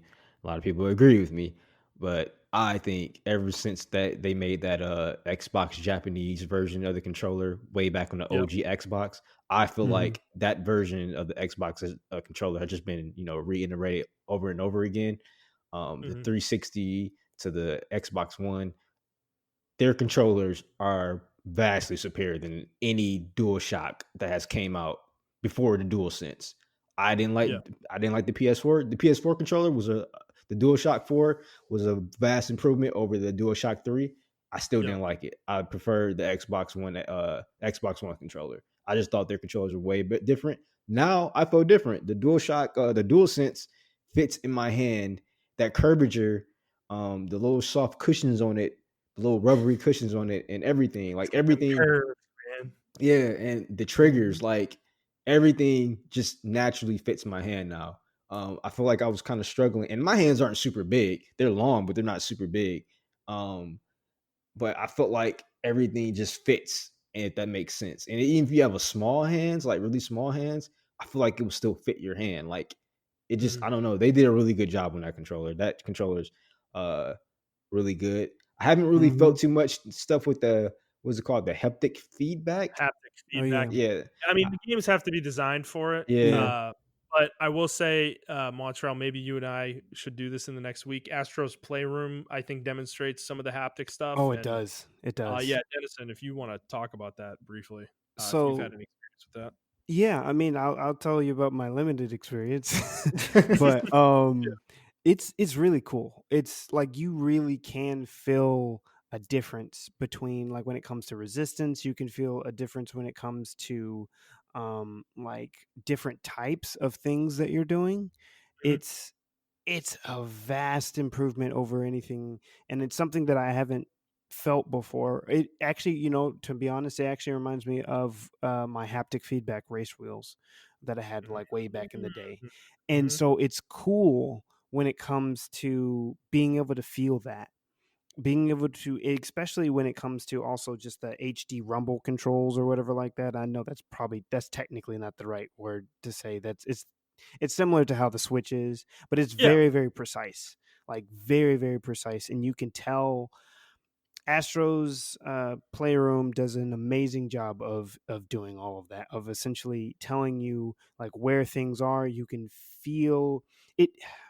It's as close as you can get to like feeling a world without actually being there, or without actually having like, say, a virtual reality rig or something like that. Mm-hmm. Man, look at that! Look at that shield. Ooh, that PlayStation shield. It just, I mean, I don't know. It feels different than I've felt before, and it's not your ambiguous like, oh, it rumbled because something's happening. Like, I know what's happening. I can feel what would actually happen. Like, even it's, I mean, you don't feel it too much when it comes to like Spider-Man, but I feel like you do have a little bit of resistance there, more than what you would get before. Like when you're doing your web swings. Yeah, you're right. You're right like, about that. There's a lot of like subtle things that are in there that you don't notice until you actually like really focus in on it, but it makes such a big difference. So I love the controller, to be honest. I really do. I can't wait to see the haptic stuff used a little bit more. I am worried that it is going to be one of those things that is kind of forgotten by the third party. I know some games are using it though, like Call of Duty, I think is. Cold War is actually did integrate some haptic stuff with I think with like pulling the trigger on weapons. So yep. So that's kind of an interesting thing, and I do want to see it more. It's one of those things, is like everyone's talking about it like it is a kind of a game changer, but the thing is, like, Xbox doesn't have this on their controller as far as I know, right? I don't think so. Otherwise, no. Otherwise they would have been talking about it. So that kind of means to me that like third parties are not going to want to leave them out hanging out to dry, you know? So it's going to be one of those things like, do you bother with it if you're not going to do it for both, you know? So we'll see on that front. And then the other thing I'm concerned about is the longevity of these controllers. If it is kind of as intense on the triggers as it sounds, I'm kind of wondering if they're going to break down over time a little bit faster than our normal controllers would. I guess we'll see over the coming years, but I do feel a need to get a second controller already. In that way, and then for other reasons as well. But I agree with you guys though on the feel of it. This is definitely PlayStation's best controller. The fact that they renamed it from DualShock, I think I can see why now, because this is not a DualShock. It's just it's something new for them. It's a huge leap from the DualShock 4. And the DualShock 4, to its credit, was a massive fucking leap from the PS3. Yes. The PS3 controller was literally a PS2 controller. That's what it was, but it was wireless. Like, that was what the PS3 controller was. And that was a huge, like, in retrospect, that was a huge disappointment with the PS3. But the PS4 controller, I still love it. I think it's a great controller. I have it in my hand right now. It's got really good heft. And it's not like large and obnoxious, you know, it's just the right size for a controller. But the Dualsense, I think it's a little bit bigger in certain ways. It's kind of more thicker in the midsection. The triggers are a little bit longer as well. And the touchpad is easier to hit on this thing than it was on the DualShock 4. You don't have to make as much of a gesture towards it than as you did on the PS4.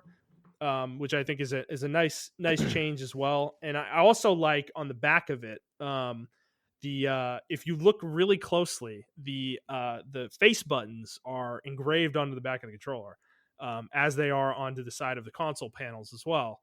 Yeah, I mean, I saw cool that, thing, so. But like Twitter played that shit out for me. Like, oh my god, if you look really closely, you can. I'm like, okay, we get it. I mean, it's not like mind blowing, but it's a cool thing. And no, it is a cool thing. It was cool for me. It was cool when I first saw it, and then like Twitter just blew it, and they were like, "Oh my god, look how cool this controller!" Fanboys. Yeah. So I don't know, but yeah, that is pretty cool. Yeah. One thing I like, I know it's like really fucking. I don't know. It's not transparent. What's the word I'm looking for? Whatever. I like how the touch bar is the same color as the fucking controller. There's not a big black bar in the middle of my goddamn controller. Like, what the hell? I like that. Well, also the light bar is gone on the back of the controller. It's integrated into the accent around the touchpad. Yes. And it is not anywhere near as obnoxious as it was on PS4, which is nice. Also, the controller charges with USB-C, which is a humongous oh my god, future-proofing thing. Yes, with it. I'm so happy that they did that.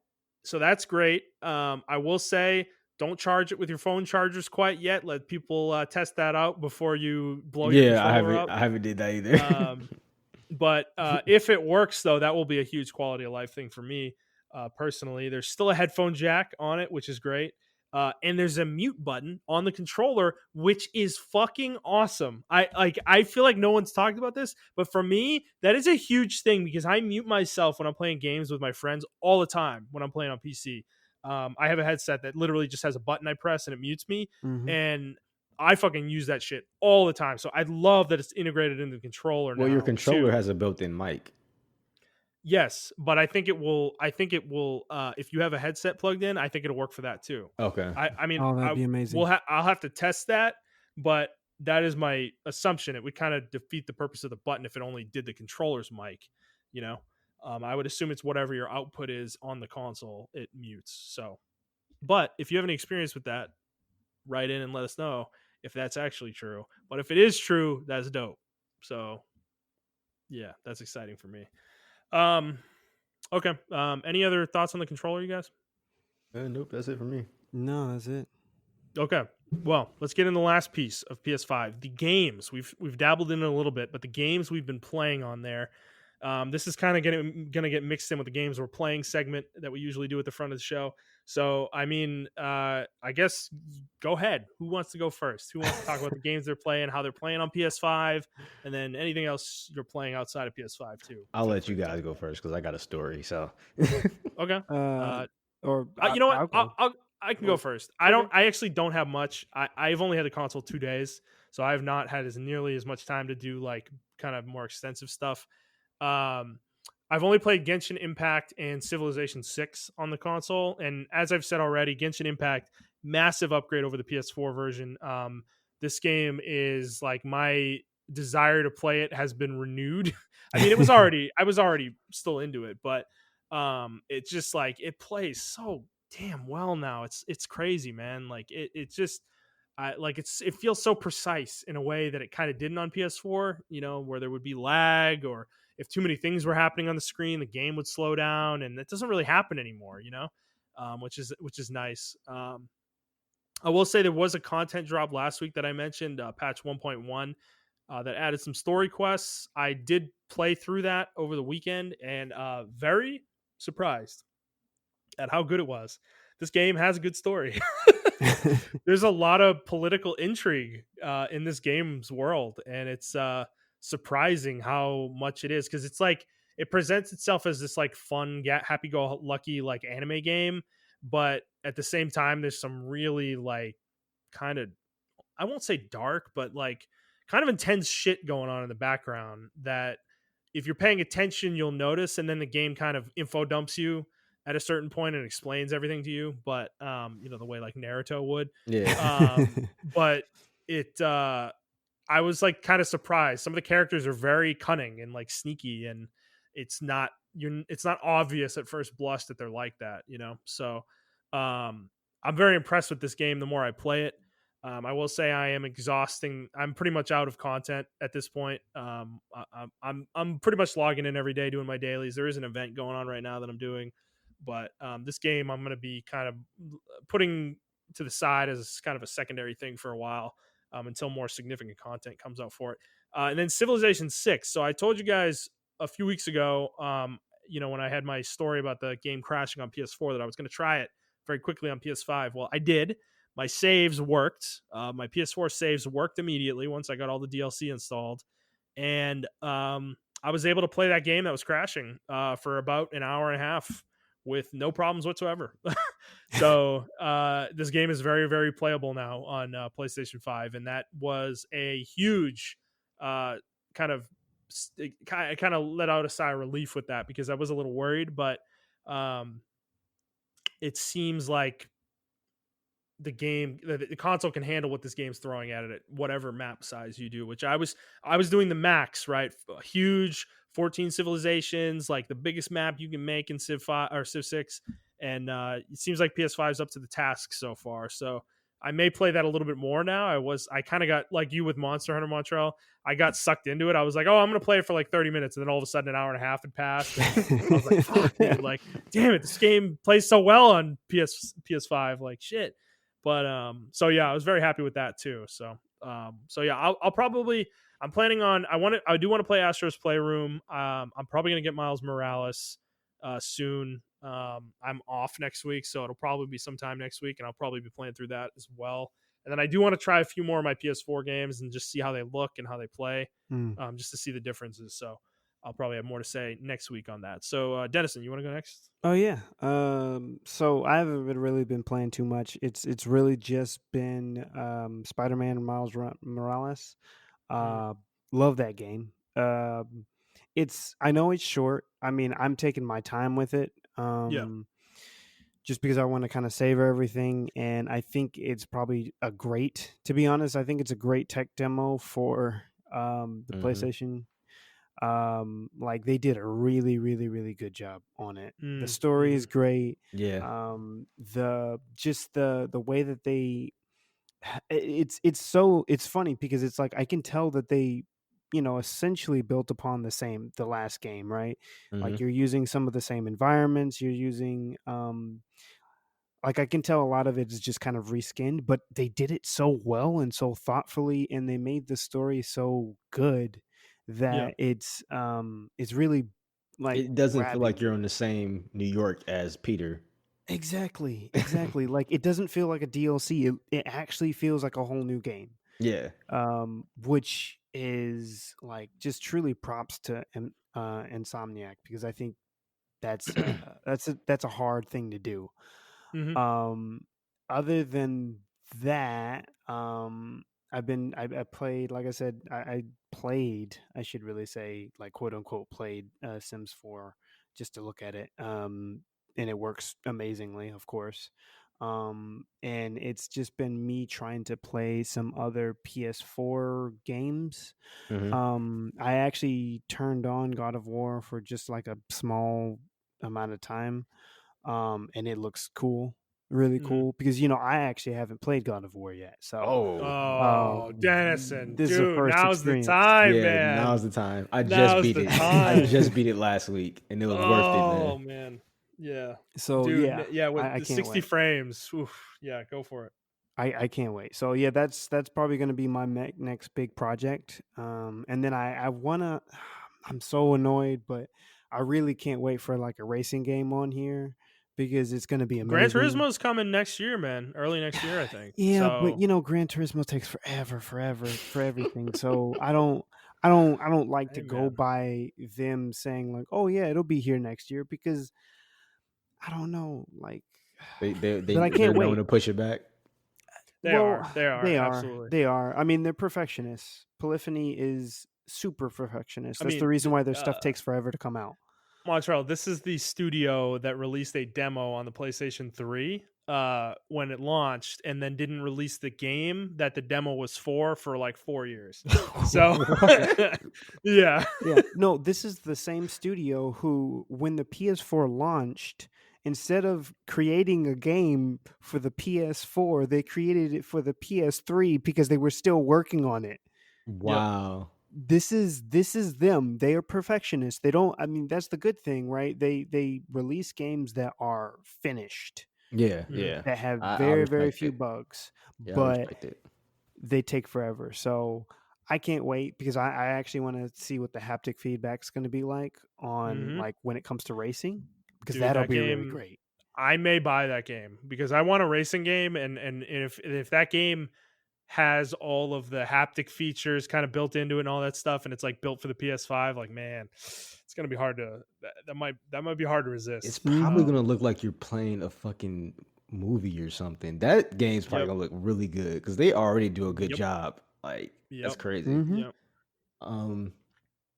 What else? Is that all for you, Denison? Or yeah, I did kind of want to go back and thinking about it and play Mhm. GT Sport, Gran Turismo Sport, Mm. because that is their last title, and I want to Yep. see if there are any big changes or updates on that. So I might actually do that as Okay. well, so that way I can get my little racing fix there. But other than that, that's it. All right. Yeah, I played Miles Morales. I finished it. I was gonna try to platinum it, then I read some of the trophies, and I'm lazy. I'm like, ugh, I You don't got to feel do like New Game Plus. yeah, Do a New Game Plus yeah. I'm playthrough like, I for don't feel like doing this shit one all over bronze again. trophy. Like, don't do that, please, developers. Like, if you're gonna make us play New Game Plus, at least tie some other trophies to it. Don't make it one. Okay, that shit's stupid. Yeah, I mean, the game is short, so it's maybe 15 hours if you want to go. If you go straight into the story mode, maybe not even that. Maybe like 10 hours, probably. Yeah, I've heard it's like 8 or 9. Yeah, Yeah, it's really yeah, short. yeah. It's really Yeah. short. So I mean, what I'm planning on doing is like getting all my trophies on my first playthrough that I'm doing now, and then I'm going to do a New Game Plus and just blow through that. But yeah, this is my first Spider-Man game. I didn't play the original Spider-Man game. So I was just completely blown the fuck away. I was like, Dude, I'm like, this is what Spider-Man is? Like, this game is fucking crazy. man, we started this podcast, and the first game I talked about in our like game of the year, like one of the first games I ever talked about on the show was fucking Spider-Man, and it was an incredible game. Yeah. And you never played. So good. No, I see why everyone. I mean, I saw why everyone was hyped up about it, but um, I just if I'm really excited for a game, I usually go into a blackout, and that's what I did for Spider-Man for like 2 or 3 years. I just went to a blackout. I didn't want to touch it. Even when you were talking about it, I kind of blacked out during that. I'm like, because I don't really. I'm going to play the game and experience it. Yeah. But yeah, when I played it, this is like one of the best superhero video games I've ever played. I have never felt like a superhero like I do when I'm playing. And now that I'm playing, I beat this game and I went back and I'm playing Spider-Man Remastered. Like, even the way they talk and the personality, the way they fight, it's two completely different people. You can tell the difference between Miles Morales and Peter, and they both have their advantages. Like, I thought when I went back to Peter, like, oh, that's gonna be really corny, but it's like it's corny, but in a good way. Like, I like Peter, like he's really fun and he's really funny and stuff like that. And with Miles Morales, he's like trying to learn the shtick or whatever, but which is funny. I don't know if you guys were on Twitter when that whole thing happened, or social media in general, when the reviewer, who I guess I hate saying this, but he quote unquote sounded white. Everyone thought the reviewer was white, but he's actually black. He said, he said, yeah, it feels really good swinging through New York with that black teen swagger, and everyone was like, what? What is this? But you know what? I feel him. I feel like a black teen when I'm swinging through these goddamn I'm swinging through the city. You have a different swag when you're swinging as Miles Morales than when you are as Peter. Peter's more refined because he's been Spider-Man, so he knows how they do the flips and everything. Whereas with Miles, it's more rough, but it's like more swaggier. I don't know how to explain it. You just have to play it. So when that reviewer said that, I feel him. Like, I understand exactly where he was coming from, even though it was like a bad choice of words. Especially like when Miles starts the swing. Yes, like he does. He has like a fluid motion to it. Like it's cool. Yeah, like it's rough but cool. Like when he's swinging, it's rough. He's like doing crazy stuff, and he looks like he does not know how to swing at all. But then he catches himself, and it's like cool. But then when I'm playing as Peter, it's like everything is smooth, but it's not like I hate it though. I'm like, wow, this is how it feels to play. This is how it feels to play an actual Spider-Man. Like, even though Miles Morales is actual Spider-Man, but it's like this is how it feels to play actual Spider-Man. So you can tell the difference between them two, and they both are good. So if one person says they prefer Peter over Miles, I wouldn't be mad at that. If one person said they prefer Miles over Peter, I wouldn't be mad at that. I will say Peter has way better banter than Miles, though. Yes. Another thing about Miles Morales that I didn't like is the lack of villains, and I understood because it's like DLC, but there are a lack of villains in this one. You mainly fight like one or two people. Yeah. Compared to like you won't say that about the original game. Yeah. So. Yeah. But this game, like, yeah, you can tell Spider-Man or Peter done his thing and like everyone's gone and they kind of had to make somebody up for Miles Morales. And I'm not mad at the story. It was just like there's a lack of villains, and I understand this is like a DLC. So I like the villain though. I like both villains, and I like how they incorporate in the story. It was a bit of like the movie tie-in to with a new story. So I like that. I like how they did that. So now I'm playing Spider-Man Remastered. I love it. It is pretty weird. I've been watching reviews of Spider-Man. It is pretty weird to see a different Peter, but I actually like the new design of Peter. Oh yeah. Wait, so they didn't redesign Peter in the original? No. Or you're just saying in the reviews that you're seeing the old Peter? I'm seeing the old Peter in the reviews. Not for Spider-Man Remastered, but like just Spider-Man in general. I wanted to see how he looked. And then I saw this. I'm playing Spider-Man Remastered, and I'm like, "Oh, okay." Like that was a significant, significant change. It's a different person. It's very jarring, to be honest. Yeah, and I guess that would be jarring for like you guys because you played the original Spider-Man on the PS4. So for me, it's like whatever. So let me tell you my story with this game. If you do plan on playing the remastered version, please, if you don't have the Ultimate Edition of Spider-Man Miles Morales, you will have to buy it. You can upgrade it for $20. The thing is, you cannot upgrade it through the PSN store. So what you have to do, and it took me 2 or 3 hours to figure this out, and maybe I'm just a dumbass. When you boot up Miles Morales, you go into the start menu, and you would think like right there, because on the Insomniac's website it says press R1, and you have it right there. So you would think like after you press X, before you even choose like the file you want to load, it will say, "Hey, do you want to upgrade to the Ultimate Edition?" No, you have to choose a file, like a save file, or if you want to start a new game, and then it asks you right there under it, like in some tiny ass print, press R1 to upgrade to Miles Morales, and you can upgrade it for $20. You can only do that from that menu. You cannot do it from the PSN store. It's weird. Another thing is, I'm surprised you can do it at all, because Sony said the only way you were ever going to be able to get it is if you bought the Ultimate Edition. Yeah, so that is the Ultimate Edition. They're not selling the remaster on its own. So. Yeah, and I found that out the hard way. Even though I know we covered it, like I found out the hard way. I thought they at least would have updated the old Spider-Man, so I actually bought the old Spider-Man for $40, and I thought they would have just like at least put it 60 frames or whatever. Like I don't really care about I don't really care about the remaster or the haptic stuff, so I just play at 60 frames and be cool with the originals, whatever. No, they did nothing to this game at all. Like at all. It's still 30 frames. My eyes were bleeding when I played it. I'm like, what is this? Like, so I played 2 minutes of that game. That's very important to the story. Played 2 minutes of that game. Tried to call Sony and like, hey, can I get my money back? Can I get a refund? Nope. Since you already downloaded it onto your console, you cannot get a refund. You feel my pain now. Oh no. They have a 14-day policy, but you cannot download the game.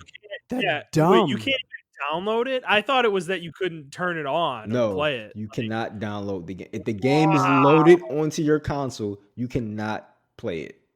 You cannot return it.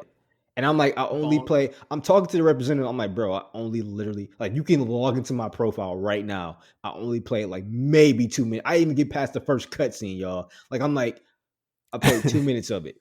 And I'm like, I don't want this game. So I have it now.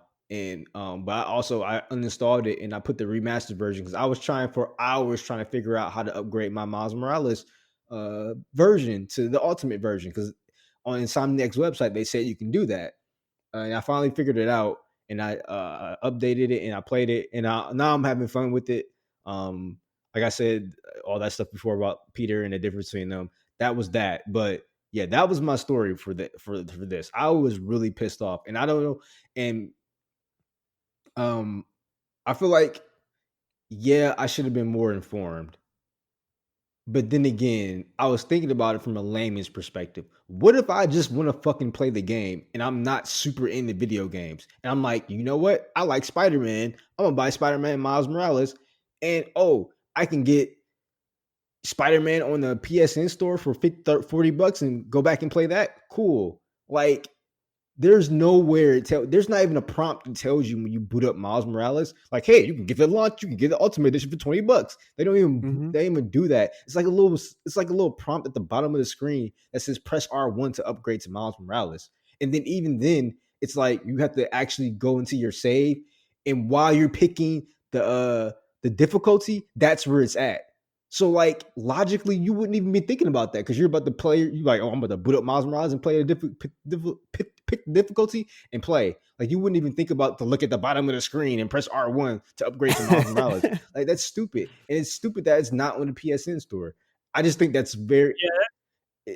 I don't know why they're doing that. Yeah, like, I guarantee you it's a Sony thing. It's not Insomniac. I guarantee you that was a Sony thing. Like... Well, yeah, what I don't understand is like the fact that you can upgrade the Ultimate Edition or upgrade Miles Morales, just the base version, to the Ultimate Edition. That all makes me wonder why it's not on the PSN store then, because you're basically selling the game. Yeah, you're selling it for $20. You're selling it for $20. Yeah, so why don't you put it on the PSN store? Is this like a loophole that Insomniac created, or is this something to do with Marvel? Maybe like the Marvel doesn't want the game on PS5 for some reason. Because to me, like, you guys are all stupid. Like, this game would print money on PS5. Like, it would sell another few million copies probably. Like, what are we doing here? You know, it's like, so this whole thing has been weird. This is Sony's like biggest weakness to me, is their weirdness with shit like this. They just don't get these kind of things right. They never do. And it's like, it's because they run it like a Japanese company, which is sad, but it's true. The Americans are running it. The Western companies. I know, yeah. The North American office is basically the headquarters for PlayStation at this point. So that excuse doesn't even really apply anymore. Like, that's why it's still mind-boggling to me that like Montrell had to go through all that just to figure out how to give Sony money. Like, come on, and man. I essentially paid $60 for Spider-Man, and it's like absolutely true too. Which is bullshit. And like, I can chop up the $40, right? Like, I can chop that up to me just not being informed or whatever. Big whoop. I mean, you would think that's one of their IPs. That's one of their main IPs, first party games, and all their other first party games work flawlessly, upgraded or whatever. But Spider-Man just doesn't. Like, that's weird to me. And then for me to have to go through the Miles Morales thing, where it's like tiny print, like when you boot up Miles Morales, Denison, and just like start a new game, like press new file, and then as soon as it asks you the difficulty, look under at the bottom of the screen. It's going to have it in tiny print. Press R1 to upgrade to the digital or the ultimate version if you haven't already bought the ultimate version. That's really sad. Yeah, it was just so weird to me, and I'm like I mentioned before, what if I was just a regular? I can't get that out of my head. What if I was just a regular consumer? Like, I just really wanted to play Spider-Man, but I didn't want to play it. You know, I didn't want to play the old version of it. I wanted to play the remastered version of it. I couldn't do that. Like, or I would have a struggle to do that. So that was just my biggest gripe with Spider-Man in general. And Sony, I don't know what they're doing, and I don't want them to continue this. This was a really, really bad ultimate or edition of games. Like, this is really bad, and I hope other companies don't do shit like this. Like, that was really fucking bad. It was a really bad experience for me. I felt really shitty at the end of the night because I spent $60 when I only should have spent 20, and I was like, I was really pissed. So I got over it though, but it was just really shitty, like really fucking shitty. So, but yeah, besides that though, I'm enjoying everything else. Have you been playing anything else? Did you try anything else on the console that you didn't mention? What else did I play? I tried to play. I downloaded Nino Kuni for $10. I played that. That's running at, or Nino Kuni 2 rather. That's running at 60 frames. I also, like I said, I played Final Fantasy 15. Final Fantasy 7 has not gotten the upgrade. I don't know if they're going to do an upgrade for that. They will. I bet it's gonna come closer to the release of the second game though. Probably it's gonna be one of those deals. So they're gonna re-release it then. hype the release of the next one. It is Square Enix. They can suck my balls. Destiny looks really good. Destiny 2, and I might get back into this game because that shit looks really fucking good. I just want to play every game on PS5. Like that's like what my brain is thinking about right now. Like Destiny sounds great. This is what the last generation should have been like. I like this. I like that everything's up. Almost every game's upgraded to where I'm not complaining about like new games from the newer consoles. Like I'm too busy playing my old games because they look so new and fresh. Like, this is what I wanted, and I'm getting that now. This is why backwards compatibility is so fucking valuable, though. Yeah. Like, we're sitting here talking about, like, almost like we've played one PS5 game, you know, Miles Morales, between the three of us, and Denison dabbled in the Astros Playroom for a few minutes. Like, we're all playing PS4 games, you know, and it's like, imagine if backwards compatibility wasn't a thing. Like, how shitty this launch would feel, you know? It's like we had to kind of fight for that too. That's crazy. That's true. It makes a world of difference, though, and we have Microsoft to thank for that. To be honest, like absolutely have. Yeah, that is very true. So, I don't think Sony would have done shit if Xbox hadn't gotten back compat working on Xbox One. Take note, Nintendo. Yeah. I mean, Nintendo's actually been the one usually that's pretty good about that. Generally, it's just the Switch is so different from everything they've had before. That's no excuse. They should have a virtual console. But okay, that's a different thing. Let's not get on a tangent about that. Right? Okay. Well, I did forget to mention I'm also playing World of Warcraft retail still. I got to level 45 last night. I will be joining you guys this weekend when I I said I went over my spending limit, so I'm not buying anything, but I will be joining. Who convinced you? You guys, actually, the last episode when I asked you all those questions, those are my questions because you said when you said it kind of reminded you of Final Fantasy 14. I was like, that's all I needed to hear. Say less, fam. So I guess to talk a little bit more. I don't have much more to say because the game is so streamlined now at this point. I've really just been leveling when I log in. Like I haven't gone to town really since I initially logged into the game. Because there's not really a need to at the moment. Whether that's good or bad for you, you can kind of take it as you will. I don't personally mind that much because I can really I haven't had time to play like a real extended session of this game yet. It's really just been an hour here, an hour and a half there, 2 hours maybe if I'm lucky. So it's like I've really just wanted to log in and like knock out some quests and level. So I've probably gained the 10 levels I've gained. I've probably gained that in about 8 hours, I'd say. So the leveling is quick right now, but the expansion comes out on Shadowlands comes out, I think, a week from yesterday. So Monday, when you guys hear this, it'll be the Monday after this episode goes live. That's when Shadowlands is coming out.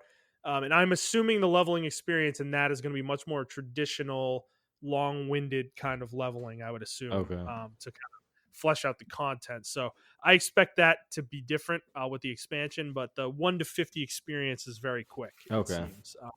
But that's not a problem for me. Like I said last week, I don't have the time to grind like a motherfucker for fucking months on end in these MMOs, dude. If I'm gonna play an MMO, I need it to be snappy. Yeah, I think we all realize that. With the retail or with WoW Classic, and we all got burnt out of it. So yeah, dude, and I think that's the thing we all didn't want to face. Is I think honestly, that's probably the thing that killed us. Is that game requires a time investment, and I don't think any of us really wanted to like fully dedicate ourselves to it. And you know, maybe retail will be different, but Montrell, I will say I've started working on Jet just a little bit. Okay. A little bit. He's asking me about it. You know, I'm not trying to lie to him. I'm not spinning it positive. I'm giving him the facts, but I am pitching him like, bro, you're a father of 2. You don't have the time to play WoW Classic, dude. Like, don't lie to yourself, Jet. You know, like retail is where you're going to get your MMO fix. I know it's not going to be everything you want, but it's something.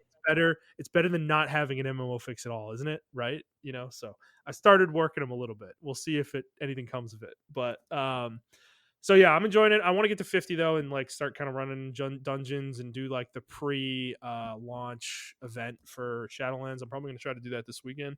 So I'll have more to say on this next week. Any other games you guys are playing that you want to talk about? Nope, that's it for me. Okay, fair enough. All right, we got 2 short news stories, and then we are going to get out of here. This has been a very meaty episode about PlayStation 5. Yeah, so we didn't talk about Xbox Series X because none of us have it, and we're probably not going to have it for a while. Unfortunately, it's just not what we prioritized. But Microsoft did announce that they broke their single-day sales record for sales of a console on launch day, and so they moved 155,000 units on launch day, which beat their record from 2013 of the Xbox One, which was 150,000. So that doesn't sound like a lot more, but I mean that's still, I think, a big deal for Xbox, because that means people want this thing. This thing is just as sold out as PlayStation. It's not selling for as crazy prices as the PlayStation is on eBay, but it, like, people still want this thing. It's sold out everywhere. You can't find it. So, I mean, I will say congratulations to them. Are you guys? We kind of talked about a little bit. Are you guys wanting this thing still in the short term? How hard are you going to try to get it? I'm still looking for it. To be honest with you, I am looking for it. I did, put my friends, in my group chat. And it's like, hey, if you find it, let me get it, because I really want it, because I want to play. There are games that I play on Xbox only that are multi-plat, but I play on Xbox only, simply because of the controller, and that's where I started on. So like, I played Sekiro on Xbox. I played Devil May Cry on the Xbox. I've been playing it since Devil May Cry 4. Even when they did the collection, I played all the Devil May Cries over again on the Xbox, and I love it. So that new Devil May Cry Special Edition is on the Xbox. I mean, it's on both consoles, but I prefer to play on Xbox because my save files on there and everything like that. So there are games that I would genuinely want to play, and I don't play first-person shooters on PlayStation at all. I play them on Xbox. There's a reason for me to get the Xbox, and that's one of them. Like, I really want to play other games on the Xbox. Okay. Yeah. I do want to clarify real quick. So I'm pretty sure the article I found was just for UK sales, so that's why that number is so low. But Phil Spencer did say on Twitter that this launch has been the biggest 24-hour launch for Xbox ever, for any console they've ever released. So I'm assuming the number is much larger than that. We'll probably find out in NPD next month. But so take that as you will. Denison, are you going to get an Xbox Series X or S? I am. It's going to be an X because, of course. Yeah, absolutely. But I'm going to. It's just a matter of time. It's one of those things, though. I'm not in a rush. To be honest, I think I'll get it whenever it's more readily in stock. Yeah. I'm not going to be trying to grab it as fast as possible, just because I think I'll be fine with PlayStation 5, to be honest. Yeah, to be honest with you, I'm just ready to get rid of my old consoles, and they like sitting right there looking at me. But oh my god, yeah, so I'm just ready to get rid of them. Get them out of here. Yeah. Get them out of here, man. Just get them out the door, please. Yeah, I want one, an Xbox Series X. I think the thing is, I'm kind of with Denison. I'm probably gonna wait until I don't have to fight people for one, before I get one. I don't know. I say this. I always say these things in the podcast and they never come to pass. But I kind of in my head want to do what Montrell's saying, where I play certain third party games on Xbox and pretty much everything else on PlayStation. Like games, I'm thinking of games like Assassin's Creed. That feels like an Xbox game for me. That I would love. I'd love to play that on Xbox, or I can't think of another one off the top of my head, but certain shooters that, I wouldn't really care to play on PlayStation.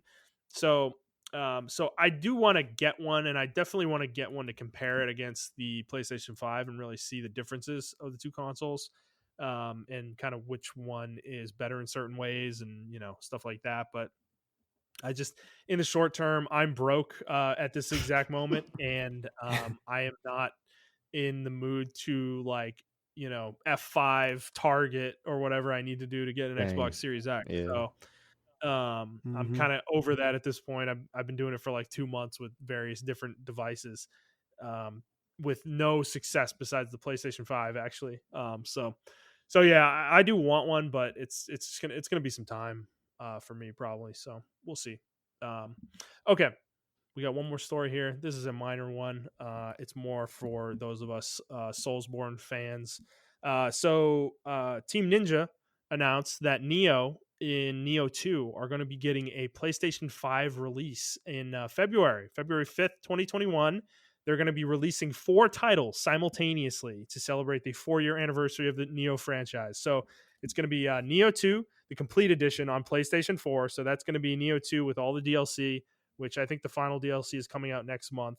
Then Nioh 2 Remastered, the complete edition, is going to be on PlayStation 5. So the same game, but upscaled for PlayStation 5, enhanced for PlayStation 5.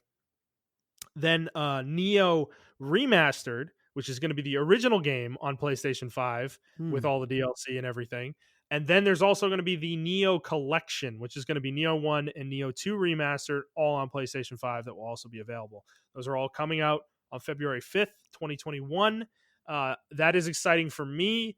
That may be the moment where I play Nioh again is when those come out, because playing that game on PlayStation 5 sounds like it would be fucking amazing. The game's already amazing, but 60 frames, baby, sign me up for that. It's 60 frames on PS4. They did a good job. Yeah, it's 60 frames. They did? Both games are 60 frames. Yeah. Oh man, maybe that's why it feels so smooth then. Shit. Yeah, both games are 60 frames. Okay. Yeah. Well, I'll probably still wait. Upscale. The DLC, and I want to see that 4K. Man. Yeah. I mean, if you haven't played it now, just wait till the upscale version comes out. But yeah, both versions are 60 frames. Yeah. Okay, nice. Well, damn that Team Ninja usually does a good job at. They usually sacrifice like ultra high realistic textures to get that 60 frame action feel, and that's why I respect them. Them in Platinum games do that. Yeah. Well, it's super important in an action game, man. You know, it's like you can't be understated how important that is. Like, and now, like I said earlier, playing Genshin Impact, like you feel the difference. Like it and that does explain why Nioh feels like it controls so well. I think that is a big reason why. So. Oh yeah. So yeah, if you're interested in Nioh or you haven't played it yet, you'll have those very soon. So that's it for us, guys. There's no other news. Is there anything else that you want to talk about before we go today? Nope, that's it for me. No, that's it. I just can't wait for, games to come out. Yeah. Yeah, fair enough. I mean, it's going to be a little while.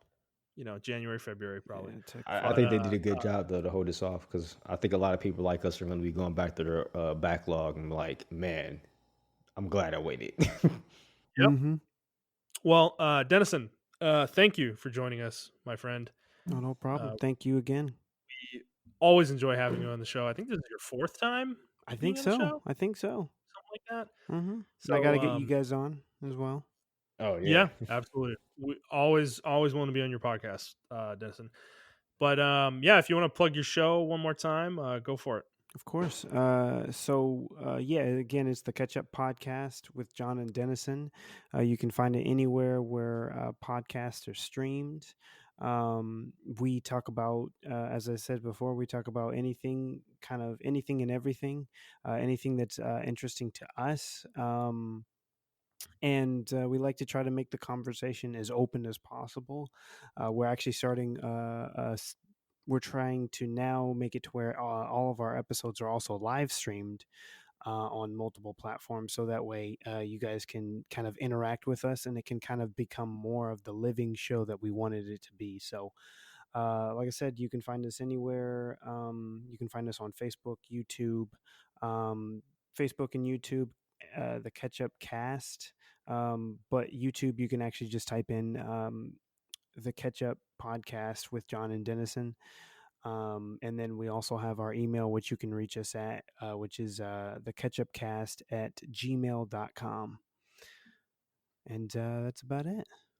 Awesome. Well, for us, like usual, if you like this episode, please like the episode, review the show, subscribe to the show on whatever feed you are listening to it on, and please share it with your friends. If you'd like to talk to us on Twitter, you can do so at iTrap for the Hokage for Montrell.